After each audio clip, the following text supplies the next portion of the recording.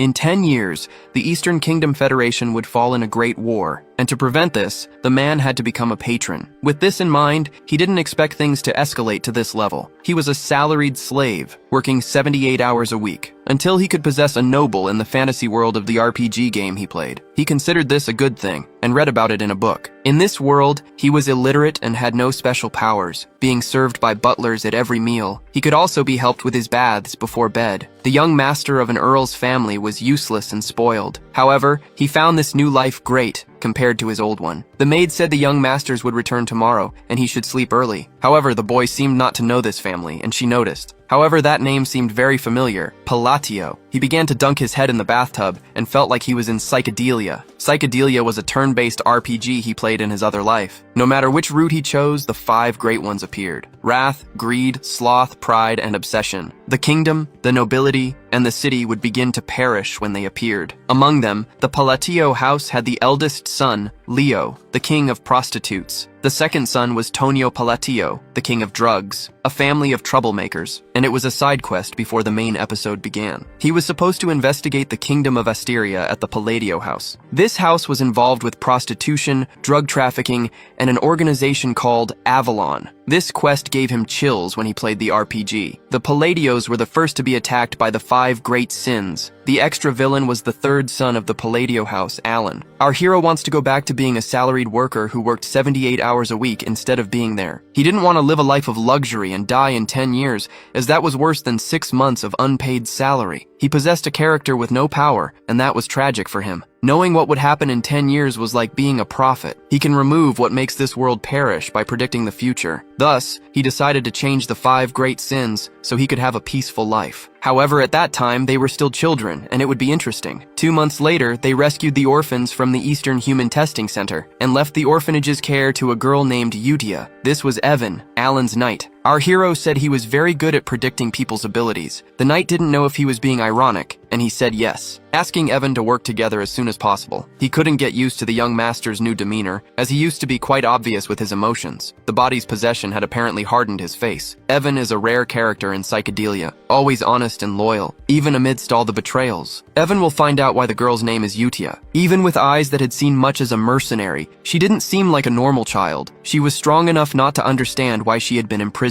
Evan asks him to bring her there, as there's no benefit in keeping her imprisoned. Instead of neglecting her or merely using her, he preferred to let her be part of his plan. Eutia Bluja is a non-human who signed a contract with otherworldly entities for power. She will become the wrath of the 5 great sins, eliminating hundreds of thousands of people from this land. But she won't become wrath if she grows up in peace. He will remove this bomb from the path, letting the girl be a normal person. He gives Evan a flimsy excuse, stating it's not yet time to release her from prison, explaining that no one should talk about it and that he should invest funds in the children of the orphanage. He also delivers a letter to Eutia to see how she is. Therefore, he asks him to reassure her, as she has been through many traumatic things. He will enter the cell to deliver this letter of comfort to the girl. Even if he didn't know it would reassure her, the letter's true purpose was different. To use the phrase "I've seen dozens of times," this is a spell that can make a non-human friendly. The Archbishop said this was the sin of wrath and told her to calm down, reciting the agony of darkness, impassivity of light belonging to the fall, which was a prayer. During the story of the sin of wrath, it was too late, and she tried to be calmed, but failed. As soon as the Archbishop failed, the fight began. However, now it won't be too late for her since she's a child. After that, he will take care of the next event and become friends with a monster because of a phrase. It will work since everyone worships some god from another world. It's difficult to figure out how these sins think, as they are lunatics. When Evan, the knight, visited the girl, he felt a strange mana and aura, as if this child had no emotions and emanated a lot of magic. She asks if Alan sent this message to her. The girl, starting to get angry, asked why he didn't want her by his side. Evan was speechless and in shock at the amount of mana she manifested, for that way would only be possible by being in the realm of mastery. He repeats the man's phrase, stating that it's not time yet. She says it's a promise only she and her master would know. She claims to have understood what he meant. This girl was the sin of wrath, daughter of monsters, the Blood Queen, and Eutia. Meanwhile, he is about to sleep and would like to further his luxurious life. Finally, he falls asleep and sleeps. Suddenly, our protagonist starts looking for something and doesn't find it. He is informed by a knight that they saved the second child he requested. They assured him she would be treated very well after being saved from the illegal slave market. Suddenly, Count Palatio Tonio's second son appears, kicking the door, asking why an illiterate person is holding a book, and found out what he was studying. Annoying his brother, he tells him to answer something. Our hero doesn't know how she endured this,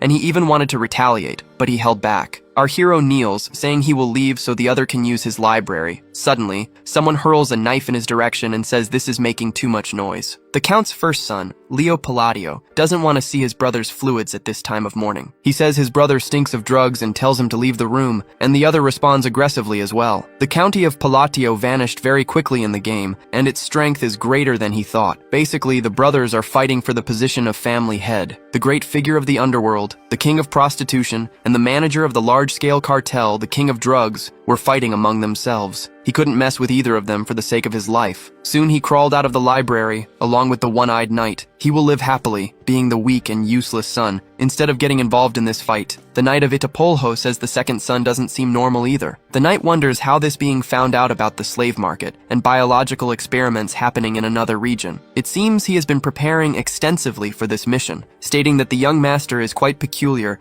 and that he sent the child to the orphanage. Our hero heard him say that the child was not normal, and he is right, he is of catastrophic scale. As a united kingdom composed of several nations, the central nation is the Kalian kingdom. The one they saved from the slave market was the second chief of Psychedelia, God Makalian. After being sold and mistreated everywhere he went, he became one of the 5 great sins, being the sin of sloth. Then he annihilated the kingdoms in the most horrific way possible. It was at this part of the story that many players were surprised by the game's cruelty. Contrary to his nickname, he was known as someone who worked hard to make them pay what they deserved, which is why he emphasized that he should be treated with great kindness, as he would repay that in the future. The reason why the protagonist sent him to the orphanage could not be said yet. Soon the letter he sent to Yuta is about the second child. He said yes, and with a little conversation, he asked her to take care of the sick child he sent. The girl arrived at the second sinner and said he seemed completely broken, showing signs of mistreatment. She recognized it was the black goat's fault. And even so, the great moon chose him, and the girl congratulated him. He should feel the power he received and let his potential be unleashed. If he were loyal and followed orders, he could have his revenge according to her. Then the girl sent her reply with a slight bow. He began searching for the third child, and the knight arrived announcing a problem. He said that the second young master had passed away. Our hero did not expect this, as it was sooner than anticipated, and they went to the funeral. He knew this family was troubled, yet it fit perfectly into the dark fantasy genre. Anyway, for Tonio to die from an accidental fall was different from what had happened. In the game, it was his brother who eliminated him to become the heir to Palladio County, and he had a lucky look on his face, though not for having eliminated him. Either Leo or his followers eliminated the older brother. In any case, other problems needed to be resolved before that. A year passed, and with the succession problem resolved, Leo became in charge of the cartel. The county became even more peaceful,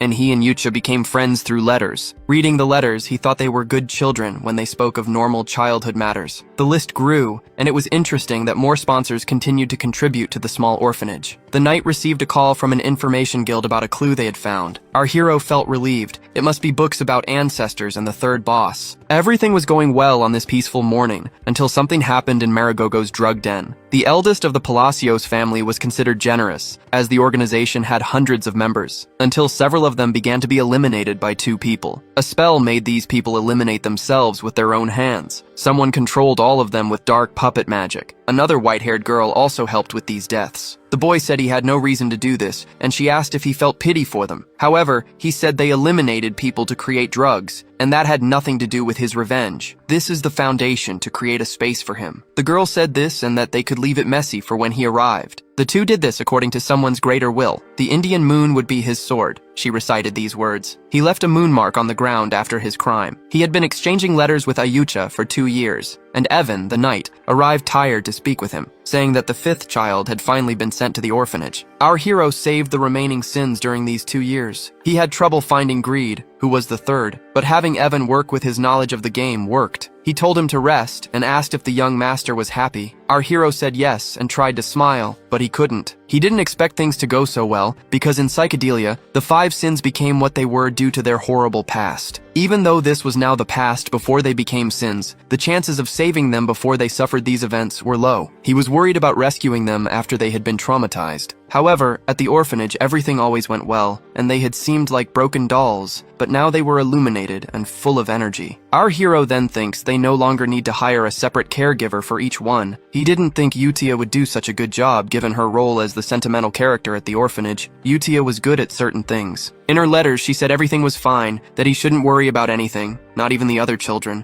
Our hero believes they are growing up well in a precious environment. Evan says he should get to know the children, as he always plans to. However, he didn't truly plan to meet them, as he claimed. Even if it was good to be close, they didn't have the personalities he'd like to have around. Perhaps because of the brutal way the sins were created, it wouldn't be so bad for them to be saved from those events. However, he was still afraid and wondered how they would be 5 years from now. He needed skills to protect himself from the damned fantasy world. He didn't need talent for magic, and his body was perfect for learning it. Our hero trained a bit of magic to protect himself, while Evan spoke of the Blue Moon. Our hero had never heard of it, and he was told about the organization that gained fame for hunting criminals. Our hero thought it was good they were cleaning up the scum of the world, and had never heard of them. Evan heard they even eliminated nobles, and our hero should know about it. Our hero gets scared, and tells Evan to sleep near his room from now on. The red-eyed girl asked to hear the weekly report. A blonde girl began to recite and spoke of the North, saying she decapitated slave traders. This was Seal Rang, the sin of pride. The sin of greed, Renee, says the bodies were charred. Another sin says their mission in the South was also completed, dealing with illegal human testing centers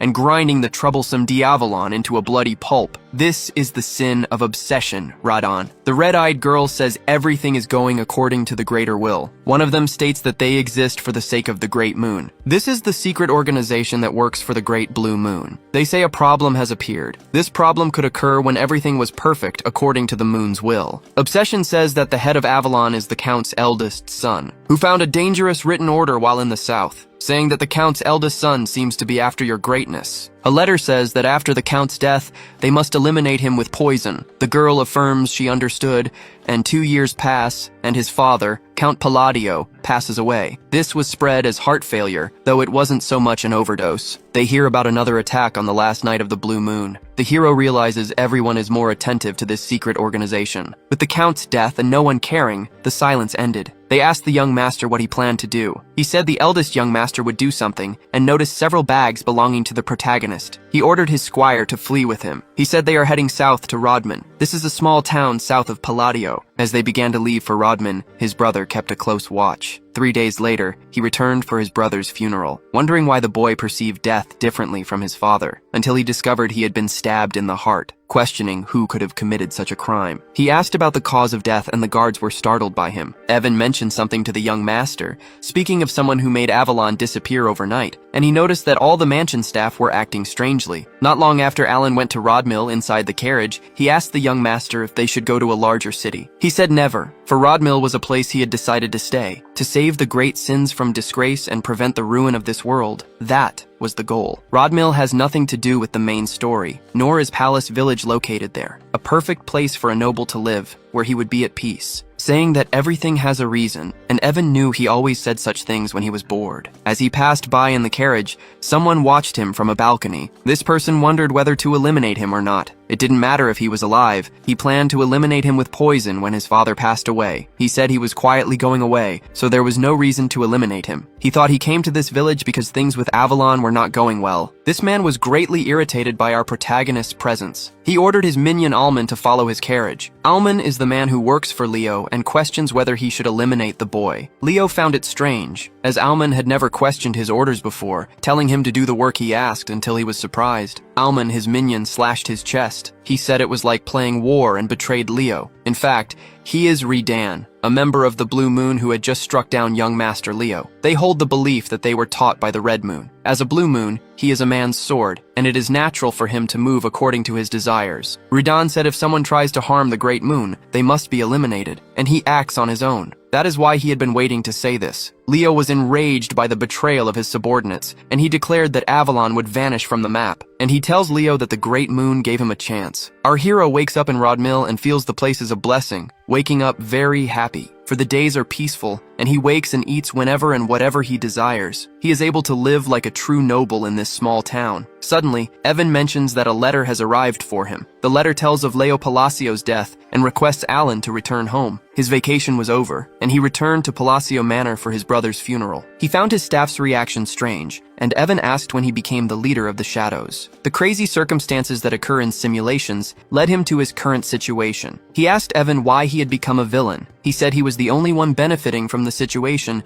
and had a perfect alibi. After all, Leo was eliminated after they left the large estate. Avalon was gone, and with Leo's death, nothing bothered him anymore. This meant he was the county's shadow leader, and he had ordered his brother's elimination. Our hero realized that no organization could kill an underworld big shot in an instant. And thinking about it, he knew there were organizations that hunted others and nobles. Evan commented that the information received was that the Blue Moon was not involved in these crimes. The Blue Moon leaves a mark instead of bodies. However, it was said that Avalon members were eliminated with a sword. Our hero knew that the Blue Moon hadn't appeared in the game. There was no way they could be so weak and involved in this. He wondered who it was, and we see the little girl with white hair and red eyes asking if they left any traces. The other sins said nothing was left behind. Finally, the boy returned, saying that 486 Avalon soldiers had been slaughtered. Another sin arrived, the one of obsession, and said he had also done his job perfectly. That's how Avalon, a massive organization that dominated the Asteria Kingdom, turned to dust in 5 days. However, the Sin didn't think the cleanup had been perfect, as he found folders with nobles connected to Avalon. The Altia Duchy has a very deep connection with them. The Sin of Wrath said they should handle this stealthily, and all the other Sins obeyed her. The Sin girl asked if this information was reliable. She was answered that the matter was being handled separately from the Blue Moon, that all guilds acted the same, calling it the Sword of Hell, crafted by the Master Swordsman. She said this shouldn't reach a certain person's ears. The other Sin said his family threatened him, and that it was no problem. However, she said it wasn't an order, and they were swords. A sword cannot think for itself. The Blue Moon must only move with orders, and he knows everything. The girl who is the leader said they must never disappoint him. The Sin didn't understand why someone with impressive abilities like Utia's felt anxiety,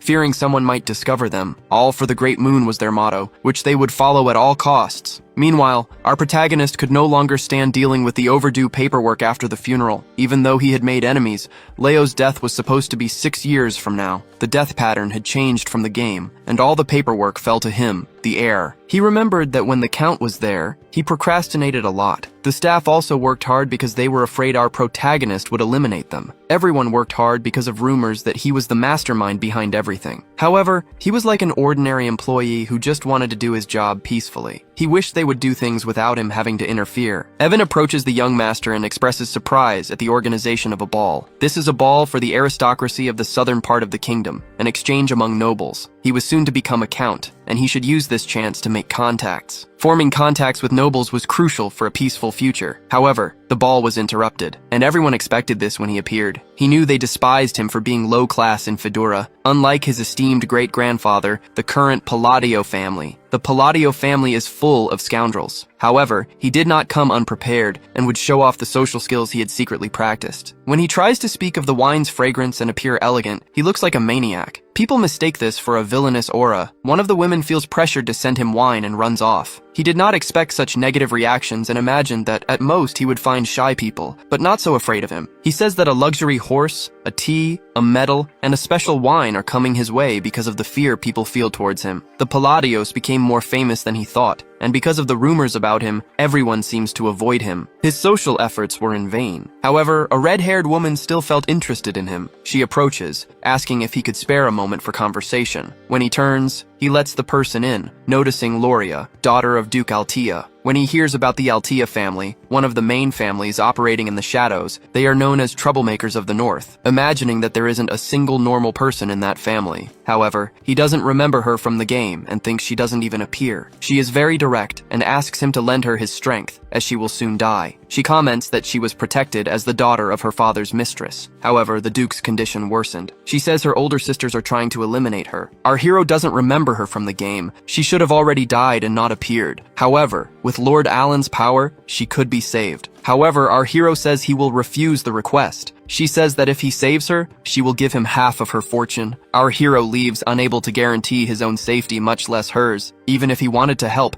he is not the person the rumors claim him to be. He arrives tired at his castle and wishes her luck, hoping she finds an ally stronger than him. Someone in the shadows notices that Altia has approached the Great Moon, wondering if they should show her the gentle desire of the Red Moon. The Girl of Sin says no, and she is the only Altia not connected to Avalon. Therefore, she is the only one not part of Hadan's mission. This simplifies things, and the rest of the Altias will be eliminated. They proceed with the Red Moon's order, ensuring information is blocked so it doesn't reach her. To him, correction. Suddenly, that red-haired woman in a dress approaches our hero to speak with him. He finds it very strange that someone is trying to socialize with him and is astonished. He notices she's a character who also lives in the shadows, one he never saw in the game. There's no way anyone would approach him unless they were in trouble. He greets Zenonia, knowing her to be famous in the underworld. In the kingdom of Asteria, there are 3 great underworld houses: Altia in the north, Palatio in the east, and Zenonia, the street thugs of the west. Count Zenonia's eldest daughter is named Kalia, and she is pleased that the protagonist knows her. If Palatio and Altia command a gang, Zenonia is a crime syndicate. What he needs are connections to maintain a peaceful life,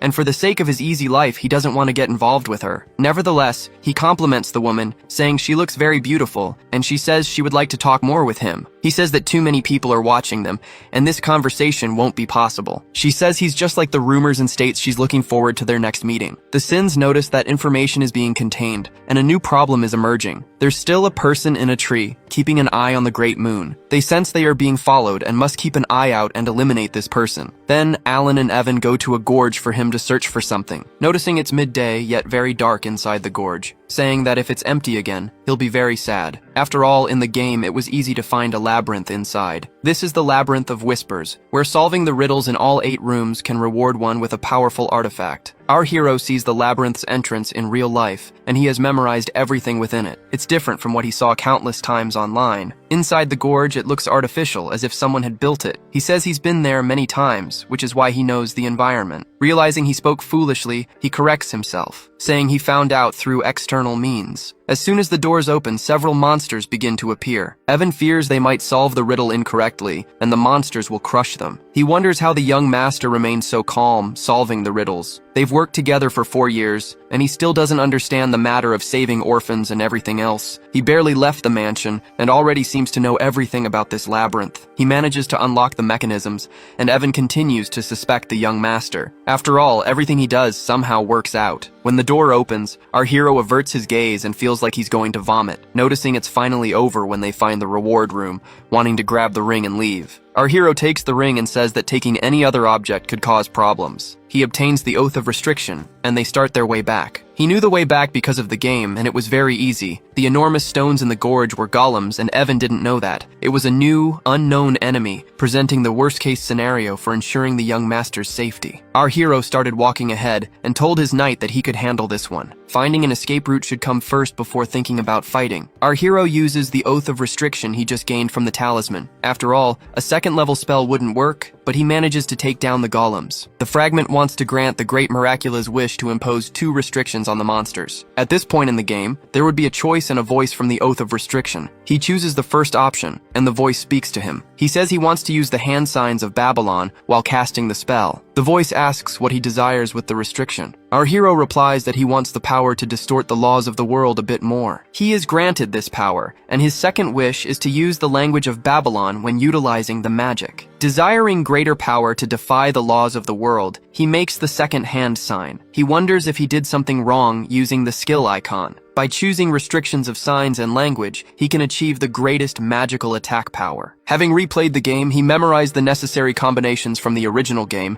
and believes it will work. The voice assures him of this and says it wants to grant power. The ring begins to be absorbed as if the restriction were being applied. When he returns to normal time, Evan tells him to use a second-level spell. It is then that Proto uses the lightning sphere, which seems weak even after using all his mana. Noting that this is his body's limit, he decides to test the strength he received from the restrictions. Then he unleashes the lightning sphere attack on the golems in the labyrinth. It being time to test what he received from the restrictions, our hero uses the refraction and repulsion sequence technique, generating indigo light that creates multiple lightning bolts and distorts light. Through this, he uses the diffraction line, making several hand gestures and unleashing a torrent of lightning. The spell slams into the monsters, annihilating them. Many of them shatter, and the lightning bolts pierce through their bodies. Evan asks if our hero was hiding his true strength, and he says he's never seen anything like it in 15 years as a mercenary. Our hero states that he is only in the second circle of magic. However, even he doesn't understand, as he wasn't this strong in the game. In the turn-based combat system, magic was cast each turn by using incantations and signs. This time, he used chain lightning magic with 4 incantations and hand signs in 5 turns. In summary, a powerful thunder spell, but with the restrictions, he has to use signs for all spells. That's why the magic became stronger and delivered a one-hit kill in the second circle, leaving our hero very surprised. Evan said that going through this labyrinth is more tiring than fighting. After finishing this infernal place, the Whisper Labyrinth has a different name in the game, and he only realizes it now. The location and tutorial were posted on the community website. Eventually, it started being called Palion's Labyrinth, and a man named Palion was the one who created this labyrinth. Our hero tells this to Evan. If you choose a hand sign that matches the spell's attribute, the power increases. If you choose the right enchantment, the properties are enhanced just like in the game's mechanics. However, unlike in the game where visuals remain the same and only the numbers increase, in this life he realizes that the spell changes form with each enchantment. He plans to observe these transformations through his mana control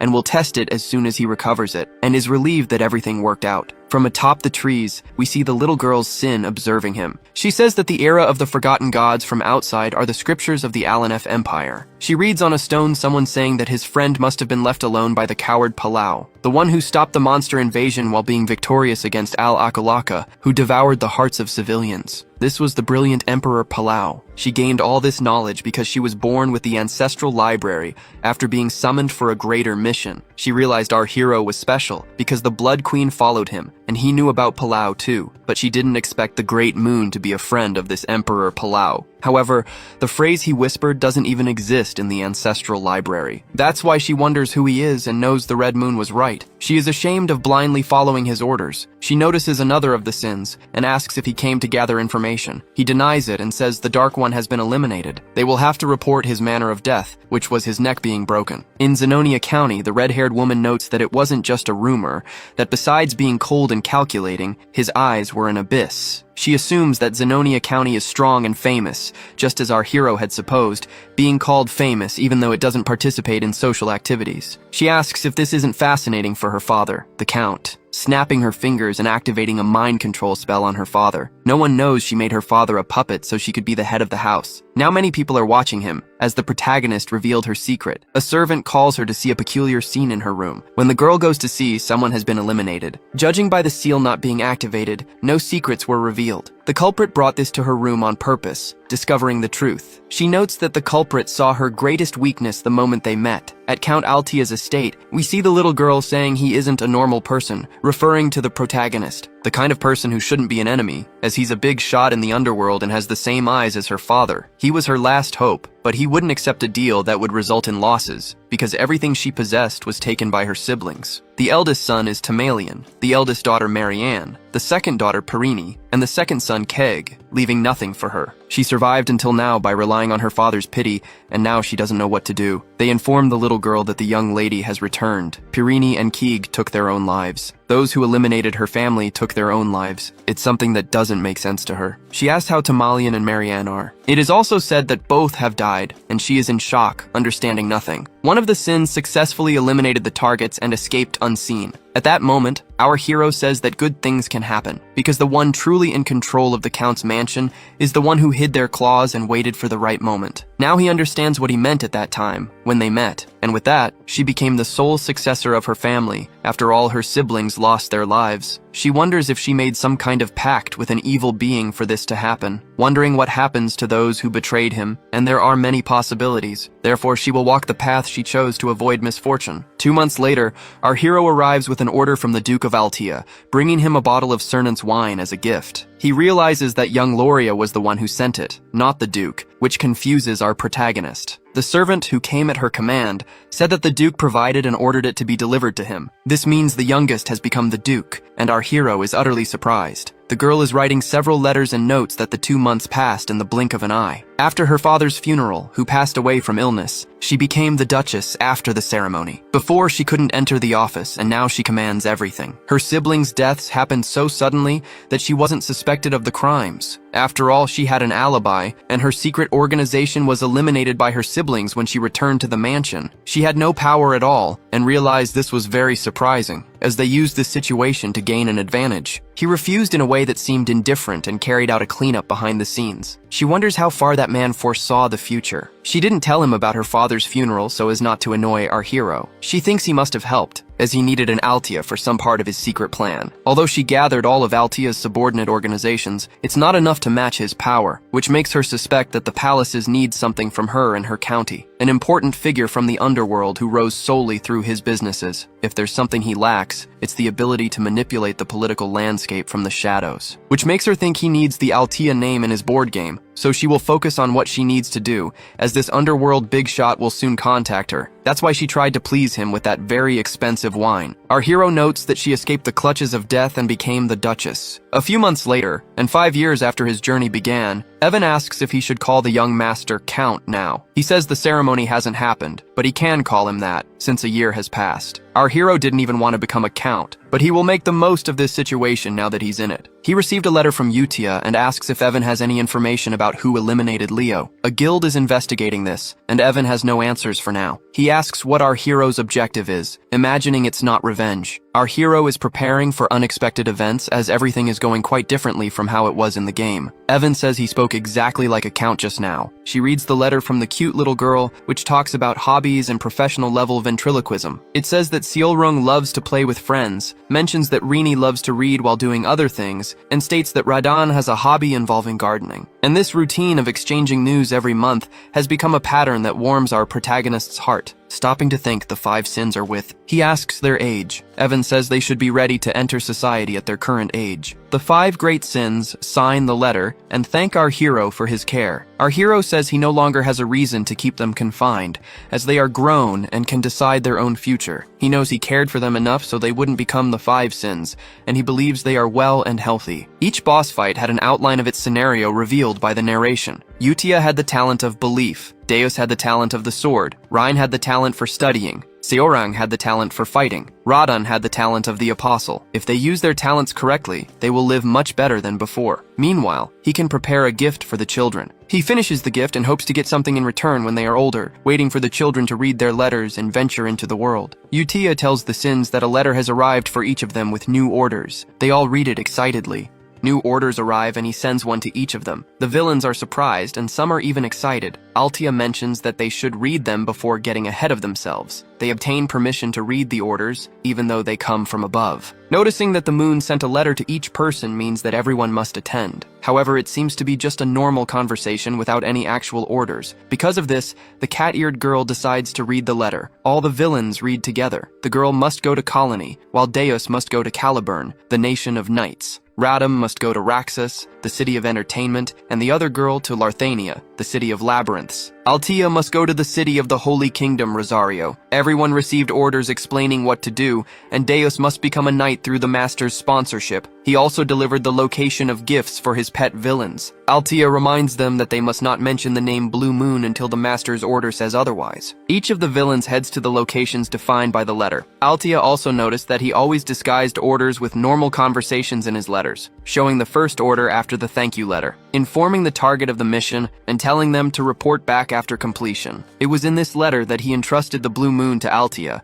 and everyone was handpicked. All of this was to prevent information from leaking, and everyone must interpret the disguised orders and carry them out. Deus thinks it would be better if they used a magic communicator and left another one with the Blue Moon. Altia commands them not to forget to fulfill everything he orders. Deus feels her unwavering trust and says he will never forget it. 3 months later, the protagonist analyzes several books looking for something about magic and phrases. He asks how the investigation process is going after Leo's passing. The Information Guild still hasn't found anything, and because of the 5 great sins, the butterfly effect changed everything. Even Loria, who should have passed away, became the Duchess of Altia, expanding power and influence through the underworld. He orders Evan to stop the investigation into Leo's death with the guild. He thinks ignorance will be a blessing on this occasion. In the game, almost nothing escaped the intelligence network of the Information Guild. He decides not to continue the search to avoid getting into trouble, and this precaution might prevent his death. Secret organizations like this won't bother the protagonist if he avoids them. There is no reason for them to attack him, and he tells Evan that at this rate it makes no sense to continue the searches. His assistant warns him that Deus became a knight in Caliburn. Our hero, however, doesn't give a damn about it. More than 3 months later, Evan says that Deus created a knight order. Our hero finds it strange because he was supposed to be only at the expert level. He should be far from being a master knight, yet he will be the 15th youngest master knight in less than 10 years. He will be part of the Swords of Caliburn, and they must be celebrating in the city. 6 months pass, thus concluding 1 year since the sins left the orphanage and the time he became a count. The news that Deus became a Sword of Caliburn arrived from Evan. He became the 15th Master Knight in history. Our protagonist says that only sword masters can become Master Knights. A sword master in Psychedelia is a superhuman who has gone beyond the Aura Blade, unlocking a unique derivation skill. Evan says that he hasn't created his derivation yet, but he is about to become a sword master. Even so, the nation gave him the title of Master Knight. He won a duel against the Fourth Sword,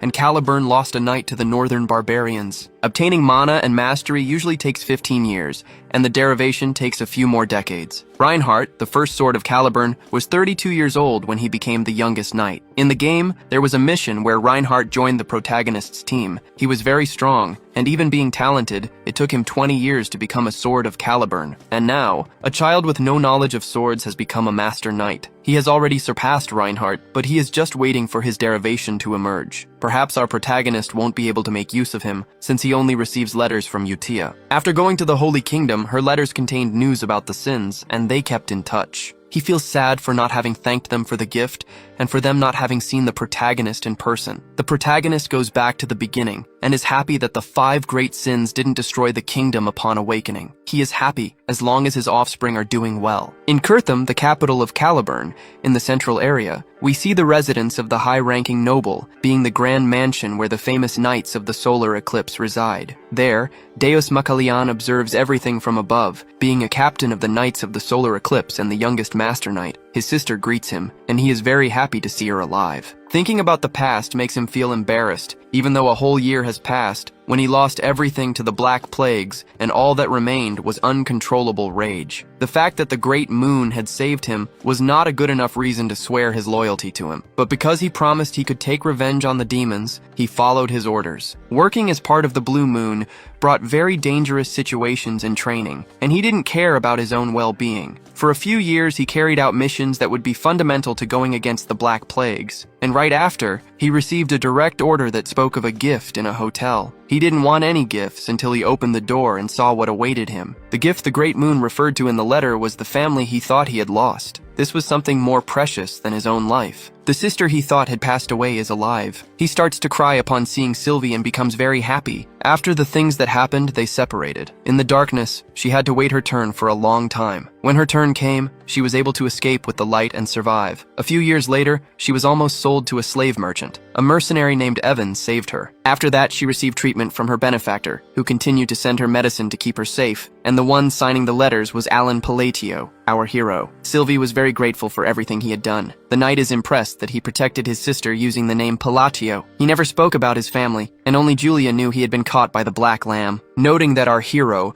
the Blue Moon, knows everything, all his doubts came together like a puzzle and disappeared. He couldn't understand Utia's anxiety, yet he was the only fool. Good things were happening, and he thought about what had been said to him. Alan Palladio knew everything and even warned that child about the future. His sword dared to act on its own, but he decided to be generous and merciful. His head had been full of hateful thoughts against the Black Lamb, and he ended up being presented with an invaluable gift, his sister alive. And Ucha said he would realize why he followed that man, noting that she wasn't just a fanatic for Alan Palatio, nor was she blindly trusting him. Because of this, the knight feels he must repay everything to him. His mission is to become the pinnacle of caliber, a master knight, and create a personal order of knights with the best swordsmen. Time passes, and the moment arrives when he creates this order of knights. This expedition will serve as the initial spearhead for the solar eclipse. No matter what difficulties arise, he would be waiting for the day he could satisfactorily repay him. He commanded everyone to prove themselves before the moon. The knights of the lunar eclipse went on an expedition to fight against the barbarians. All his children were grown and flying around, which made Alan happy. After returning from the labyrinth, he kept searching for a phrase. The report was ready, and refraction was something that strengthened the imperfection of a complete spell, increasing its contact area. refraction changes the form, affecting the projectile's transition. Indigo light reinforces parallel magic like an electrical spell. The diffraction line ensures penetration,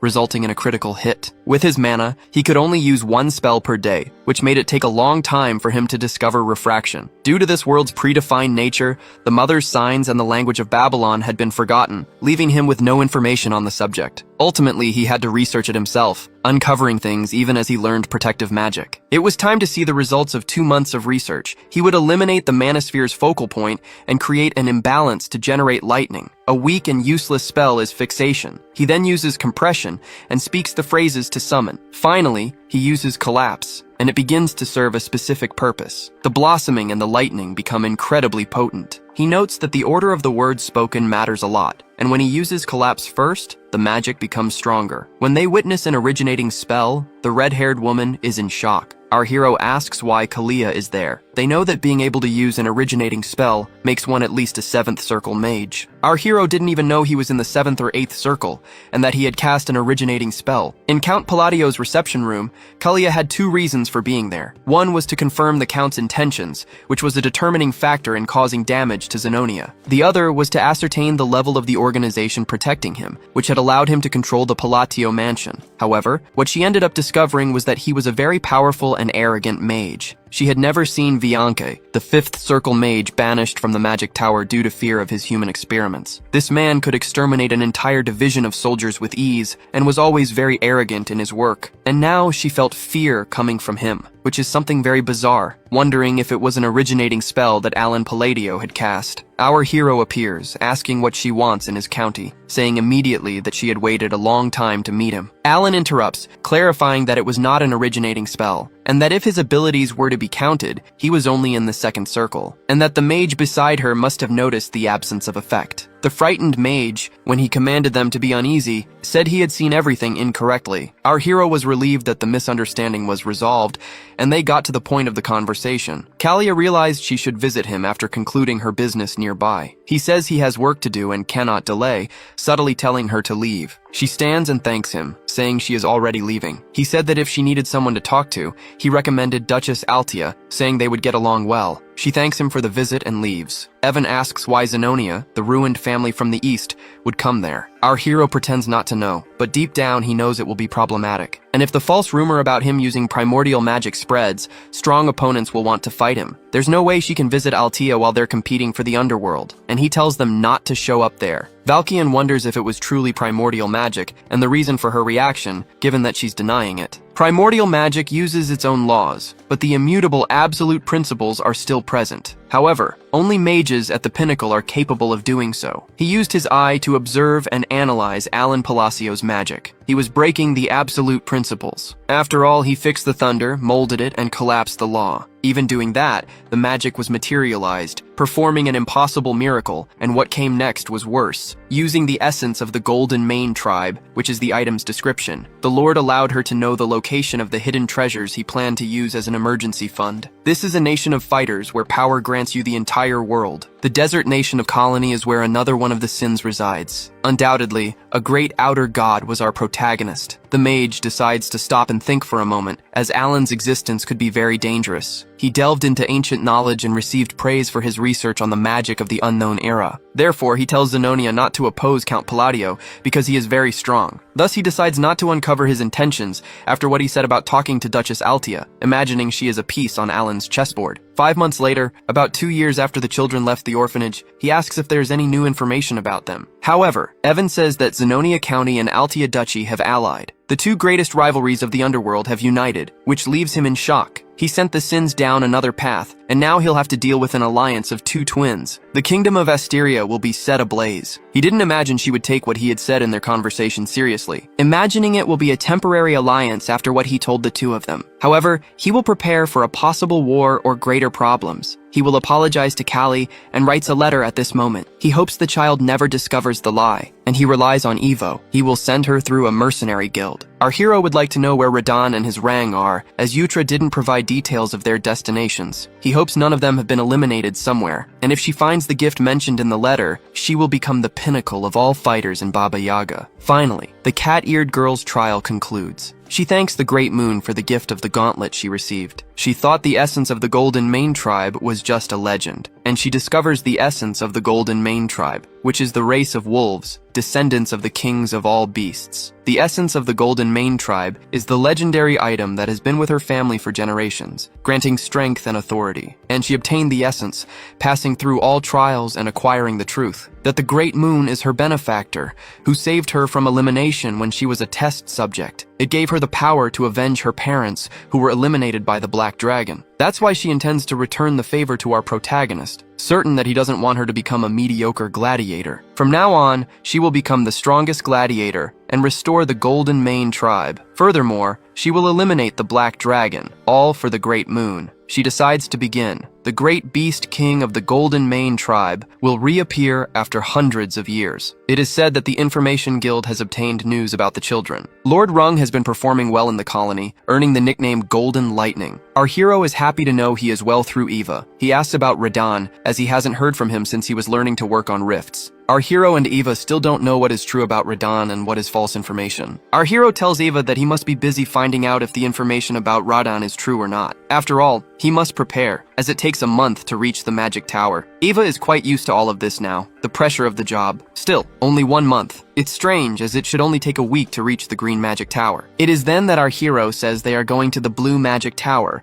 which is further from Labyrinth City. Eva begins to prepare and leaves the room. Our hero is exhausted, just thinking about spending a month inside a carriage. The item that can support his small and precious mana reservoir is in this city. Labyrinth City brings back memories for our protagonist. Back in the game, he spent a lot of time farming there. The labyrinth located in the city center is the classic map for leveling up in the RPG game. The player receives higher quality items by increasing their level and going deeper. However, although countless players have visited, none have reached the end of the labyrinth. He used a cheat to reach the 150th floor, and there was still more. Just like in the game Alik, artifacts are constantly found there. Because of this, the profession of magic appraiser became popular, guaranteeing a rich life. Ryan said she will take the appraiser exam soon and should pass with ease. Perhaps he gave Ryan too small a gift compared to the others. He should send separate support for her, as the gift was not enough. In the labyrinth city called Lartania, governed by no one, it is a city of explorers and mercenaries. Passing by countless shops on the corner of the southern area, one can find a secret appraisal shop called Murd. The shop gained fame through its unique services, serving noble A-rank explorers. Among them was the Lord of Lartania, who received a device that ignites flames with mana, a relic that can receive an engraving. The engraving's ability is that a little mana will keep the flame lit for at least an hour. We then see that the one wearing the mask and selling the item was Hyde. She said that another item can also receive an engraving. And the reason why this shop located on the corner is so famous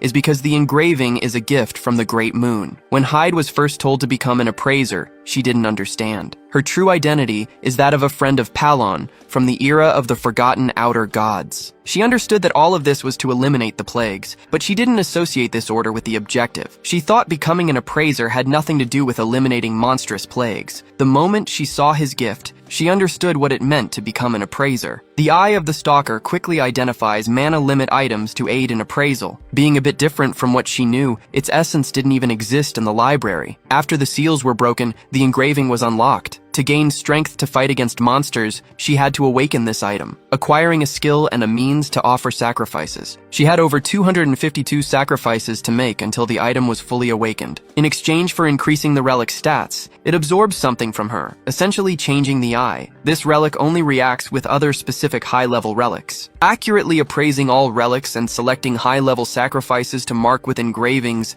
is something only she can do to awaken this eye, as she was born with the Library of Eternity. And all of this is to kill the Black Wolf that eliminated her family. And everything goes according to the will of the Great Moon. 3 weeks later, in the Blue Magic Tower, the Tower Master is absent. We see the Vice Master of the Blue Magic Tower, Fenya Kryzina. She says she was busy, and that our hero needed to quickly state what he had to resolve there. Our hero remembers her face is familiar, and that he's seen her in the main story. In the game, she was a genius who appeared occasionally, reaching the 8th circle at the age of 20 and becoming the Tower Master. The Magic Tower is not only strong, but monopolizes the production of certain goods, making its status equal to that of nobles. Although the authority of the Vice Master of the Tower transcended human limits, it must be very high. He claims to be the Palace Count and came to discuss a matter concerning the Time Gate. He says he can eliminate the Time Gate, which is a rift connecting to a mysterious subspace that appears in locations where magic is heavily used, creating anomalies that cause significant damage. She says our hero should leave because he has weak talent,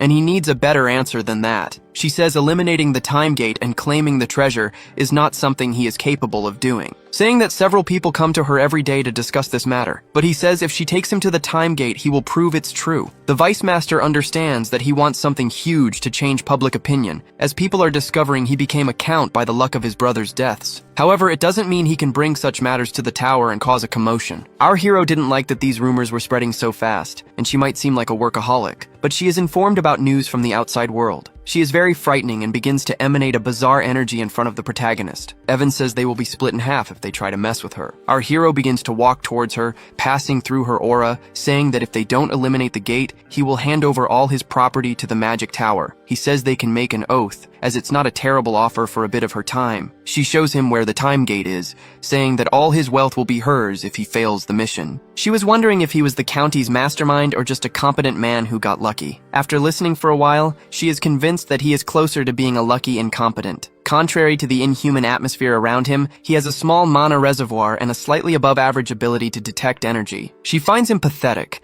and believes there's no need to close the gate, as it will naturally disappear in 3 months after spitting out the relic, and the research will conclude then. However, the time gate and the blue magic tower continued to cause commotion for over 2 years. If he can't do anything, she orders our hero to leave the room. She asks if he will use his hand as a medium instead of a staff, a primitive method only seen in fairy tales, telling him to stop imitating hand signs and leave. Suddenly, everything stops moving, and she too becomes motionless, noticing an eye opening and leaving her completely frozen. The observing eye instinctively activates. Something unknown is seen through its essence. She simply sees that this is something that should not happen, like a poisoned chalice destined for ruin. This giant hand begins to approach and uses absolute command, making the Vice Mage understand the order. The gate is then finally closed, a task our protagonist finds easy, as he possesses special items and methods. He picks up the relic Sharon spat out. I need to use it a few more times, so he cast a spell of conviction, noticing that she fell under the spell and is completely in shock, saying she won't tell anyone anything. She starts screaming that she will remain in absolute silence and won't tell anything, saying she will honestly keep the secret. Our hero doesn't understand why she is acting like this out of nowhere,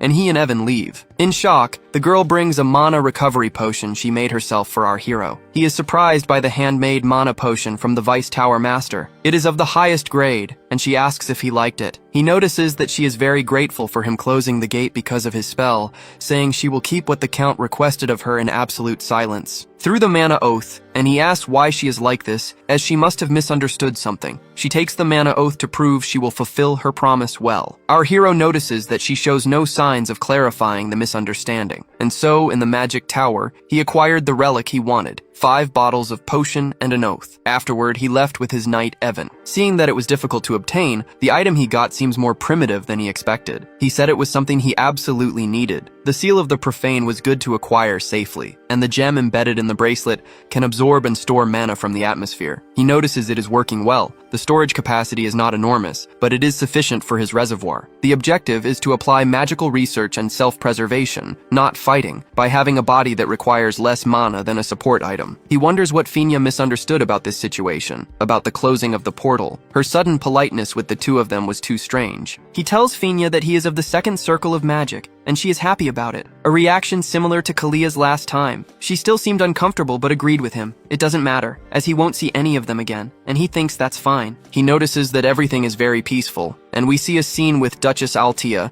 where she says it's been a long time since she last met Lady Zenonia. As she was ordered by our protagonist, she is happy to see the girl again. It is convenient that they don't need to discuss class or authority between them in this conversation. She remembers Count Palatio's advice to visit Duchess Altea. By following his advice, she quickly understood his true intention behind their meeting. As they talked, both realized they were inferior to Palatio. Regardless of the reason, it was an alliance built under Count Alan's command, as a power struggle is meaningless below the absolute number one. Zenonia and Altea became more comfortable allies. She says she visited him because the Count sent a letter using the day she visited him as an excuse. Reading the letter, she sees it's a conversation about noble families. It seemed like a normal apology letter, however, it had some hidden scheme within it. That's why Zenonia wanted to discuss this with Altea. He used the phrase that there weren't many nobles who pleased him. Baron Kenia belongs to the noble faction, and Marquise Morante is one of the key figures of the royal faction. Viscount Belanda belongs to the royal faction, Duke Faldiol a key figure of the faction among the nobles he was speaking with at the ball. In short, he dislikes both the noble and royal factions. So,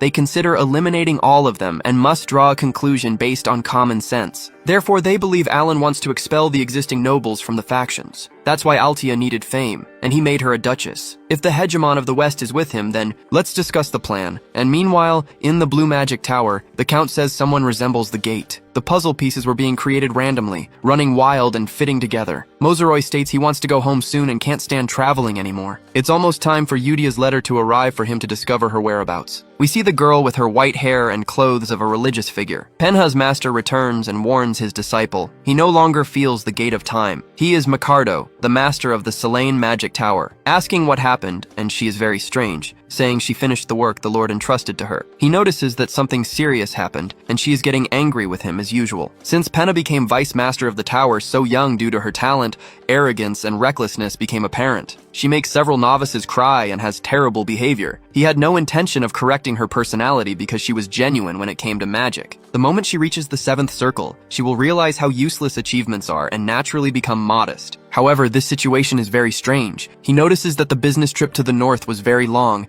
and asks what she did during his absence. The Count closed the gate of time. He asks what exactly she did regarding the oath. She cannot say in detail, but she briefly recounts the oath she made with the man. What made Penha modest was an incomprehensible and original magic. She is so scared that she won't even try to pull away from his hand, which is caressing her. Count Palatio of the Asteria Kingdom was the man who fixed Penha's arrogance. 1 month after returning from the Blue Magic Tower, our hero trains. After obtaining the Mark of the Corrupted, he began serious research on phrases. He learned about rules regarding the use of phrases in magic. It might have a relation to how and where he defines them, but he isn't sure yet. Evan tells the Count that his magic is getting stronger and stronger as he witnesses it. Second circle magic never appeared before. It seems to be on a different level compared to what it was months ago. Our hero thinks that using a medium gravity spell cannot create a crater like that one did. Gravity is a second circle magic, which even at maximum power is not enough to crush something to its end. He thought he was getting stronger, but now he thinks it's an illusion. If there's a reason for his power to have increased so remarkably, it wouldn't be due to proficiency or phrases. An increase in magical proficiency means an increase in precision and execution. Phrases are closer to trigger words that alter attributes. He spent months studying the arrangement of phrases for gravity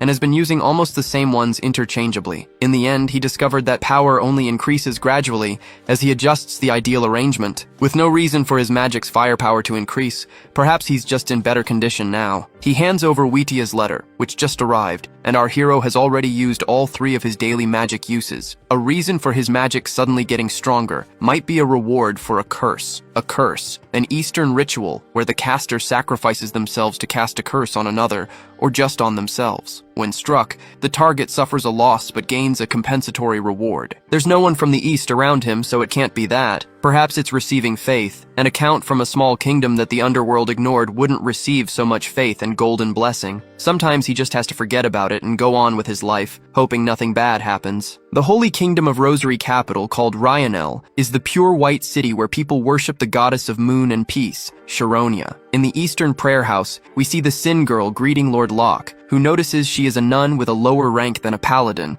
and isn't even wearing the sash of Holy Grace. However, he shows respect for Altea, saying they managed to save 8 children and 25 lives from a small village located in the east-west, thanks to her, and she says he was the one who performed the good deeds, saying that he was the one who taught her, an ignorant man, which is why he will always be grateful to her. For 20 years he lived in despair because he couldn't feel divine power and was about to give up, until he met Altea, who told him that if it was something he desired so much, he should have faith in the moon. Once he understood, what did it mean to make a life change? In his desperation, he was willing to do anything, and he tried. He prayed to the moon for a few days as Altea had said. Miraculously, he learned how to wield divine power and succumbed to a momentary temptation. He placed his faith in the moon and not in the goddess Sharonia. He feared he might have entered the path of heresy. However, all power borrowed from the gods was the same. Even the artifacts granted in the goddess's name shone in his hands, proving the divine power he had acquired. He questioned Altea about why she asked him to pray to the moon. She said that faith came from an invisible belief and took a long time to manifest. It was always easier to get what one needed from what truly existed. The moon would always be with him. He said it was true, as the goddess was also the moon itself, being the way for doubtful humans to believe in her with absolute certainty. He thanked the sister from the bottom of his heart after acquiring proof that his faith was real. If he wanted to express his gratitude, they could pray together. He liked Altea's idea and said he could do it as many times as needed. She said he arrived just in time for prayer, and they gathered. They went inside the church, and she began the prayer to the moon. This was Eutia Blutia, a sister from the Holy Kingdom of Rosary, the girl of sin, now a nun. Our hero realizes there's nothing special in today's letter. It means everyone is living a good life, which is great. However, he is sad because no one is sending letters except Eutia. He's just some lord they've never seen before, so they don't care much. He has already achieved his goal of guiding them onto the right path so they don't destroy the world, so there's no reason for him to be sad. He should feel at peace. Eutia must be busy, but she still writes letters regularly. She raised 5 children, but only the eldest recognizes her hard work. Ervan asks if he's busy, as he received information about children from the Information Guild, about REBORN, who was our hero's last inquiry. After all, he has become a pirate by now. Our hero starts to imagine this and finds it very strange. First, the rumors of Sarang and Deus. Sarang achieved a 32-win streak, which is what's needed to become the Baba Yaga. The fighter with the longest streak is the Lion King, with a 41-win streak. The Lion King was an overpowered character who momentarily joined the player's party. The colony relies on many powerful individuals to project its military strength, and she is about to surpass the colony's top ranks. As for Deus, the order executed one of the 8 barbarian chiefs, Kurga, from the snowfield, the leader of those who metamorphose into monsters through rituals. Our hero knows them well, as he fought against them and eliminated the god Uturus back in the game. He's happy not to have to see them, as Uturus only appears after the 5 sins gather. It means he won't have to worry about Deus, as he's being handled. On the same level as Reinhardt, the first sword is Deus. As for Reyna, she became an appraiser, printing black engravings that enhance an artifact's abilities. So our hero asks if Hadan really became a pirate, as that's the main point of the conversation. Evan talks about the 7 archipelagos located off the coast of Raches,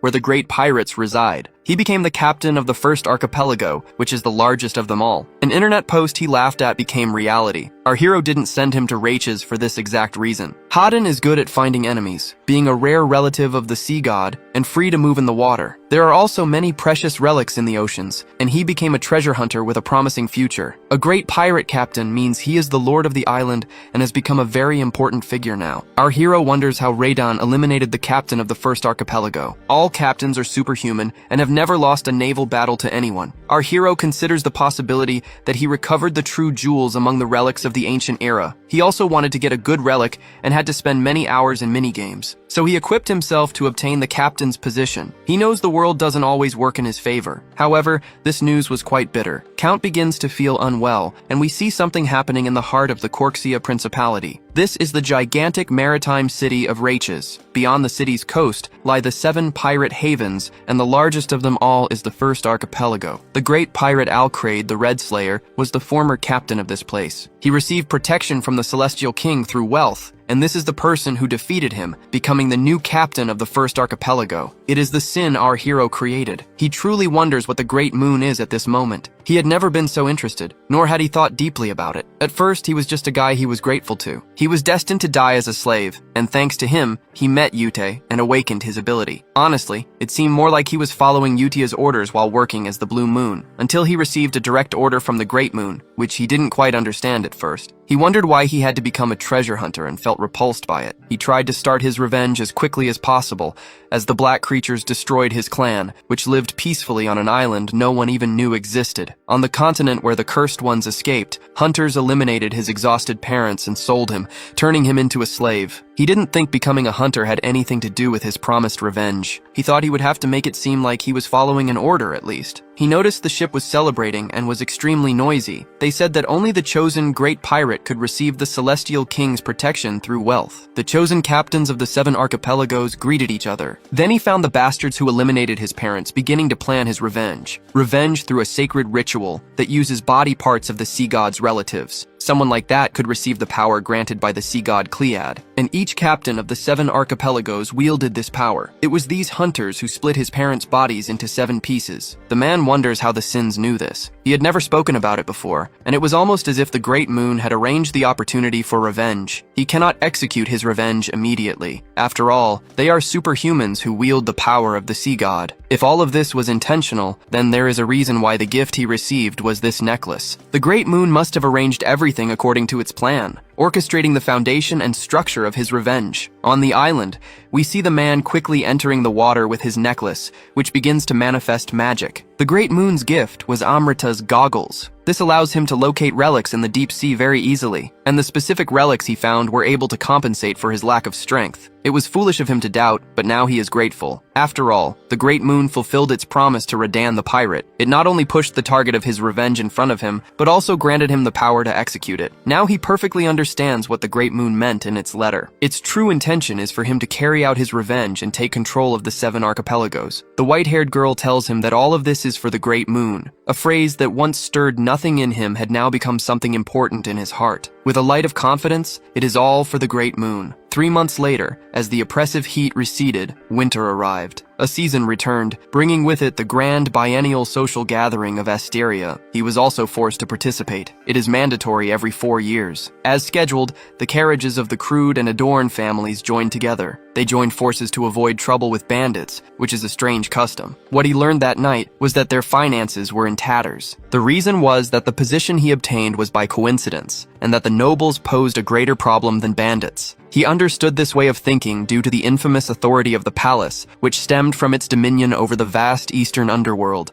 built upon the accumulated wealth of that very underworld. Now he was satisfied with how things were progressing and had abandoned the underworld business, earning enough to live from other ventures anyway. Thus, the current eastern underworld was filled with small fry trying to take advantage of the vacant position. The rumor that he became a count merely by luck had become a foregone conclusion. He already knew he had been demoted to a lucky child instead of being the brains of the county. Now they even thought he had no money and kept mocking him, which was very annoying, understanding that they were victims of the palace, mere errand boys for their families. Now they were taking out the humiliation they had suffered on the boy. However, it was not he who had humiliated the 2 families, as he was not the count. Noticing that he was facing haters just like those on the internet, he considered it best to ignore them. Evan brought corn for the protagonist to eat, while the nobles kept bothering them. The north is an endless land of bitter cold, teeming with barbarians, a place where only a cursed, lifeless gray light exists. We see a man crawling, cursing the bastards of Caliber. This is the great Klekan, one of the 8 barbarian chiefs. They adore battles, and death in combat is the greatest honor imaginable. However, they were deceived by a knight from Caliber, who claimed he wanted to have a grand duel. When they had this duel, he ended up losing his arm. He faces a shameful fate, unable to even close his eyes before the gates of death. He cries out for his brother to call upon him and his great adored name, until he calls the name Ulturus, the great creature our protagonist fears. When he cries out for the great god Ulturus, he begins to rise, daring to call his honored name in this complicated situation. The great god Ulturus grants the wish of the man on the brink of death. The uncomfortable company continued as they headed to the location where the social gathering was held. Even with the other families joining forces, the mockery did not stop.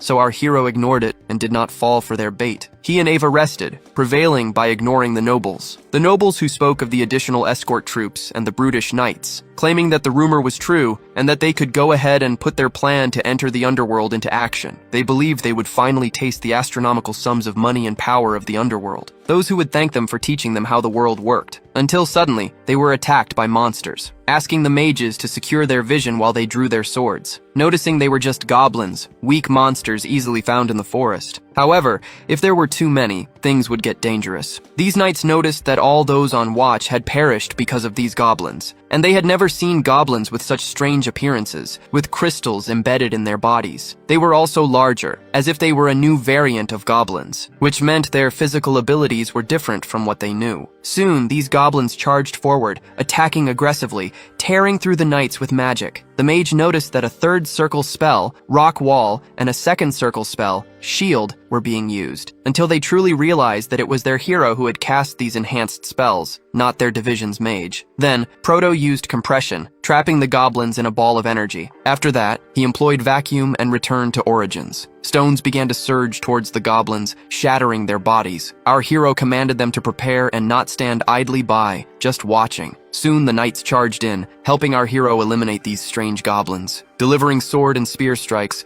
while our hero remained in the rear with his magic. Until, by dawn, this horde of crystal-bodied goblins was finally vanquished. Everyone wondered who our protagonist was. He could use magic only a few more times a day, just 4 times. From the middle of the battle onward, he became an ordinary person with a lamentably empty mana reservoir. They asked the Count if he was injured, and he replied that he was fine. Even with Evan by his side, losing the ability to protect himself was terrifying. He had been debating whether he should have gone alone and decided to move in a group with other nobles. In any case, he noted that the amethyst was the biggest problem, as the divine descent had just occurred. It was a bizarre characteristic that appeared when an outer god was about to descend. Affected monsters became more ferocious, and their physical abilities were enhanced. It was a clear sign that the gods, who were only supposed to appear after the 5 sins descended and the world's laws collapsed, were about to descend upon the earth. The children were not awakening to the 5 cardinal sins, and he wondered why this was happening. He needed to gather more information to understand why a god was descending to earth without the sins. At this rate, death would come very soon if things continued like this. The next day, at Rodagre's house, they arrived after many difficulties, and the grand social gathering began. Meanwhile, our hero just wanted to go home and sleep after a very exhausting fight. Seeing that it was a perfect place for a grand social gathering after all, everything was made of gold. Everyone flaunted their wealth, and Duke Rotagre was apparently competent because of it. Our hero did not want to interact with other nobles, as he was not very comfortable there, until someone asked permission to mock him. However, they offered him the highest quality meat from their territory and financial support.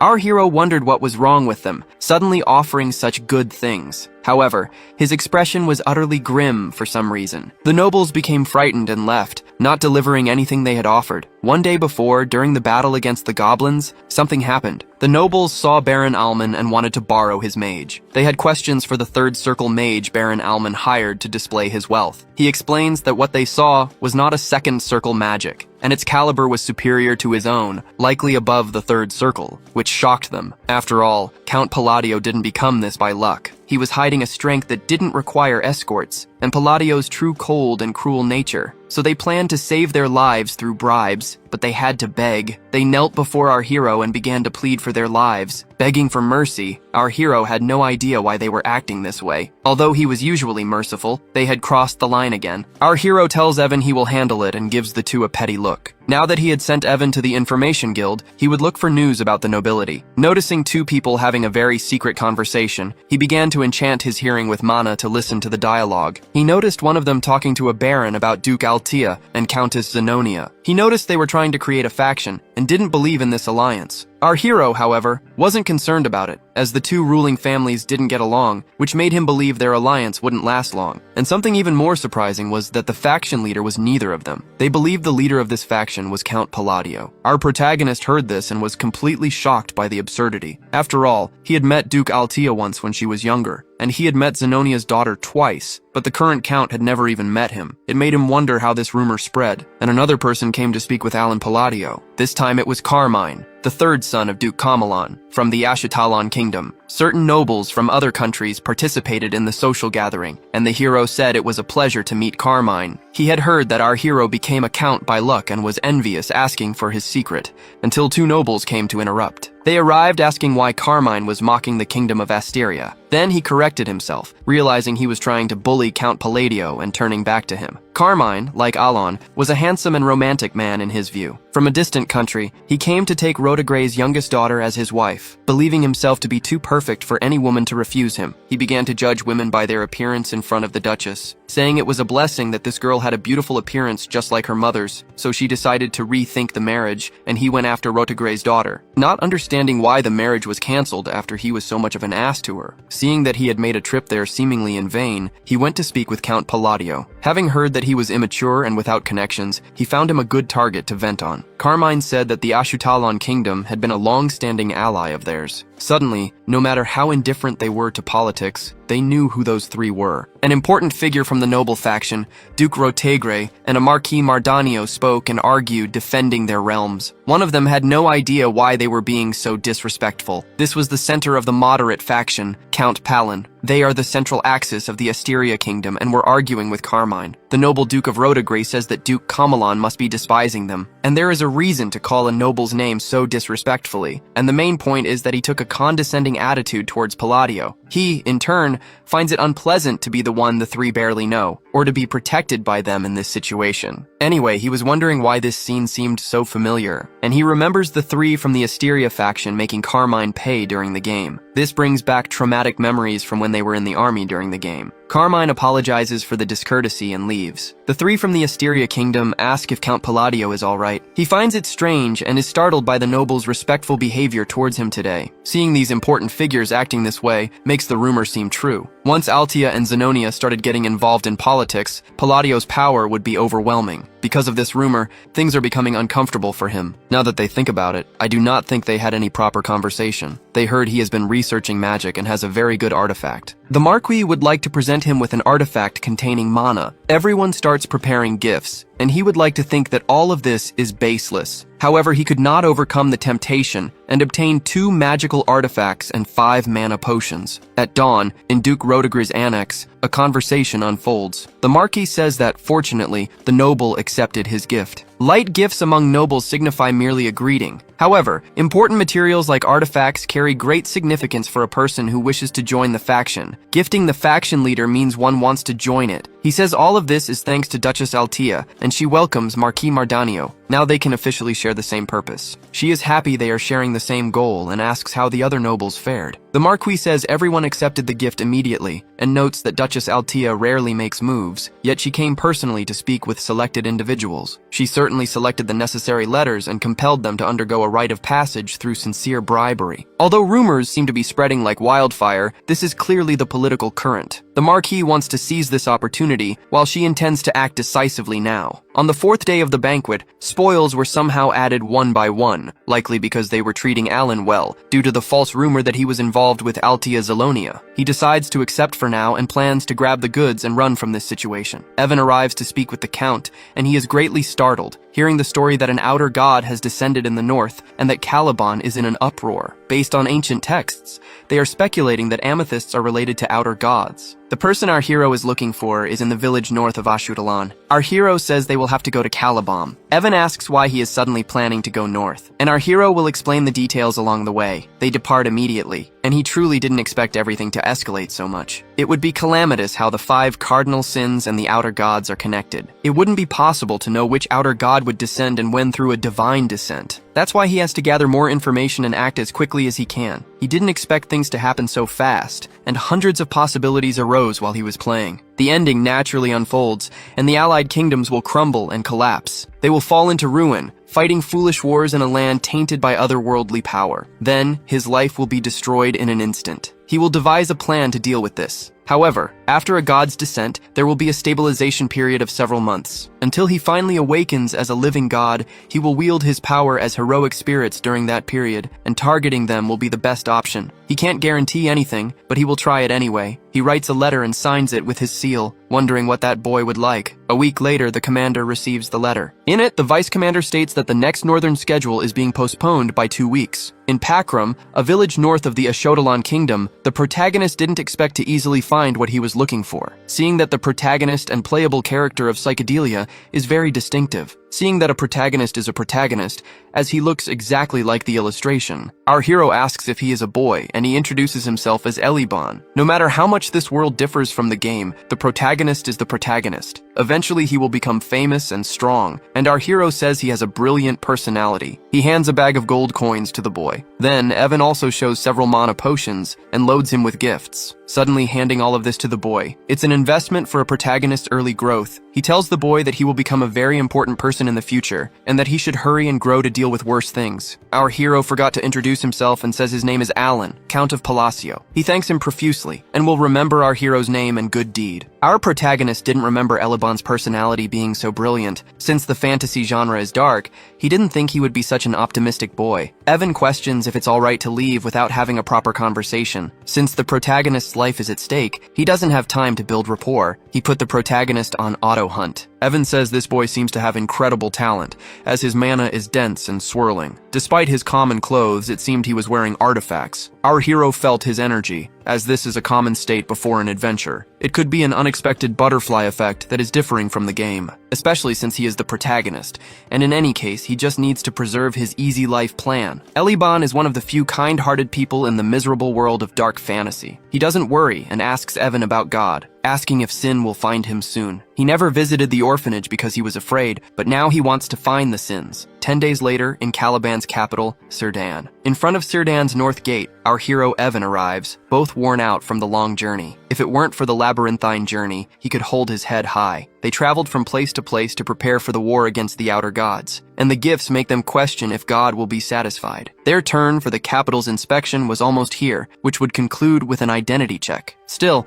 our hero found it a relief that things moved quickly there. However, a small problem arose for the Count to deal with. They were being told to step aside, and they asked why. His identity was verified, and they asked if he was truly Count Palacio. Varan is the direct disciple of Master Knight Fiola, the Fourth Sword. He arrives to speak with our hero, who asks if he brought knights and what the meaning of this was. He asks why our hero brought knights with him. The answer is that a friend in the kingdom of Asteria sent word that he was in debt. Our hero asks if it's Carmine, and the knight says that he deeply offended his friend, stating that he humiliated him beyond measure. Carmine then asked this knight to go to Caliban and cripple him. Carmine said that if he wanted to improve his skills, he would need more abyssal bodies, and he owed his friend, so he wanted to put on a show for him. Our hero notices that Carmine picked a fight on his own and then fled. He tells Alan that if he hands over everything inside the carriage, he will spare his life. Since this was the favor requested, he says he has nothing to lose. Our hero notices that he is just a minor noble from the kingdom of Asteria, with little influence in the Union, having no ties to Caliban.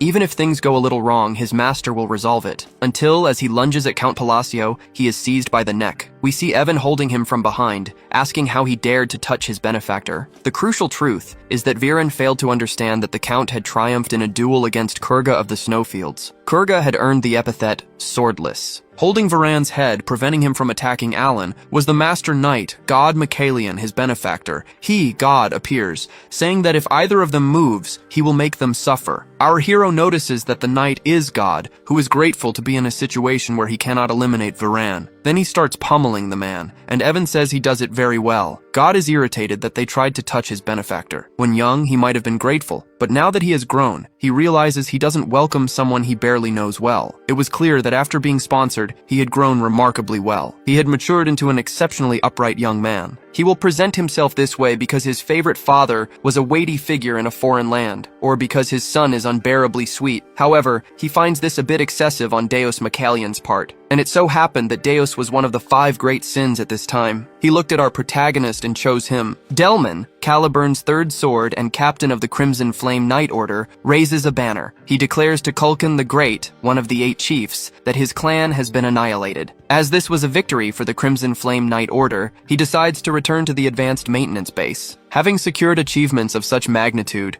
he will not be outdone now that he has just become a master knight, even if he used cunning means unknown to anyone. Caliburn and the barbarians have long maintained wars that respect honor. However, he deceived Kulkan and ensured he went out alone with an infiltration force. Thus, with this momentum, he successfully annihilated the entire clan, deceiving one of the 8 chiefs. Wondering why the bastard finished off Kurga of the Snowfield, since he needed a clear result from the expedition. Kulkan's corpse disappeared during the battle, likely hidden by the barbarian. Even if he were still alive, he should have already died due to the poison. In any case, everything will be done once he returns to Caliburn and reports this achievement. However, he realizes the advanced base is taken by Delman. He immediately attacked when he saw Delman's aura, knowing that Kulkan should also have died, yet stands. He says that he profaned a great and sacred duel staked on honor and terror. This one devours a superhuman capable of cutting down hundreds of lives with a single sword stroke. He notices it is not Kulkan standing there, feeling an evil aura and hearing a voice from beyond. This voice commands him to answer, asking if it isn't his fault for trusting the word duel on the battlefield. The mysterious voice says he has risen to a human caliber, and this is his last chance. Thus, Culkin calls him to a final honorable duel. All the knights prepare their swords, igniting them. He raises his fingers and says he is the dishonorable mortal and will not grant a barbarism of an honorable death. Everyone begins to feel immense pain and starts to rot as he raises his fingers. He then begins to eliminate them one by one using only his hands, no sword, delivering incredibly powerful attacks that make people explode. He places his hand on the knight and begins to inflict severe pain. Kulkan says that all the savages of this place made from those eliminated who were denied death, and he welcomes them to the bloody Colosseum. Introducing himself as the god of all barbarians, Vulturos, the father of duels, personally wishing to grant an honorable end to all of them, asking them to prove they are not savages through this duel. Meanwhile, Deus Machalian wants to guide our protagonist and Evan to some location. They notice he is bowing his head even without a sword. In Caliber, Deus Machalian's aspirations without a sword are as high as the heavens. He received no punishment for beating the second prince who had harassed his sister. He would never be polite to anyone but the king, so it was shocking for him to bow to a count from a foreign nation. For the swordless to bow his head, everyone notices that Count Palad is very important. He asks them to get into a very flashy carriage. Evan asks Alan to go while he will follow him with the more ordinary carriage. He notices that Deus is living in a huge mansion and has staff and luxurious things. As the best way to show his respect and consideration, he wants to get straight to the point, stating that the reason he is there is to make a request to Deus. When Machalian hears this, knowing it's not an order but a request, he becomes very happy. He finds it strange and asks him to continue the conversation after they sit down. He notices that the host should be the one who sits in the highest seat. Noticing that he is treated just like his father in a count's position, he says he has a request and is aware of the burden Deus carries. He asks Makalha to accompany him to the north, and the boy accepts without hesitation. He says he was about to leave on an expedition to the north, which is why he accepted his benefactor's request so quickly. And the most difficult part is that he wants to borrow the madman's ring from Caliburn's treasury. Meanwhile, we see someone speaking with the vice commander after returning from a mission. On the escort mission, someone was visiting the brother of a little girl named Miss Seeley, and Deus asked to inform everyone that they would postpone the northern trip for the next 2 weeks. After all,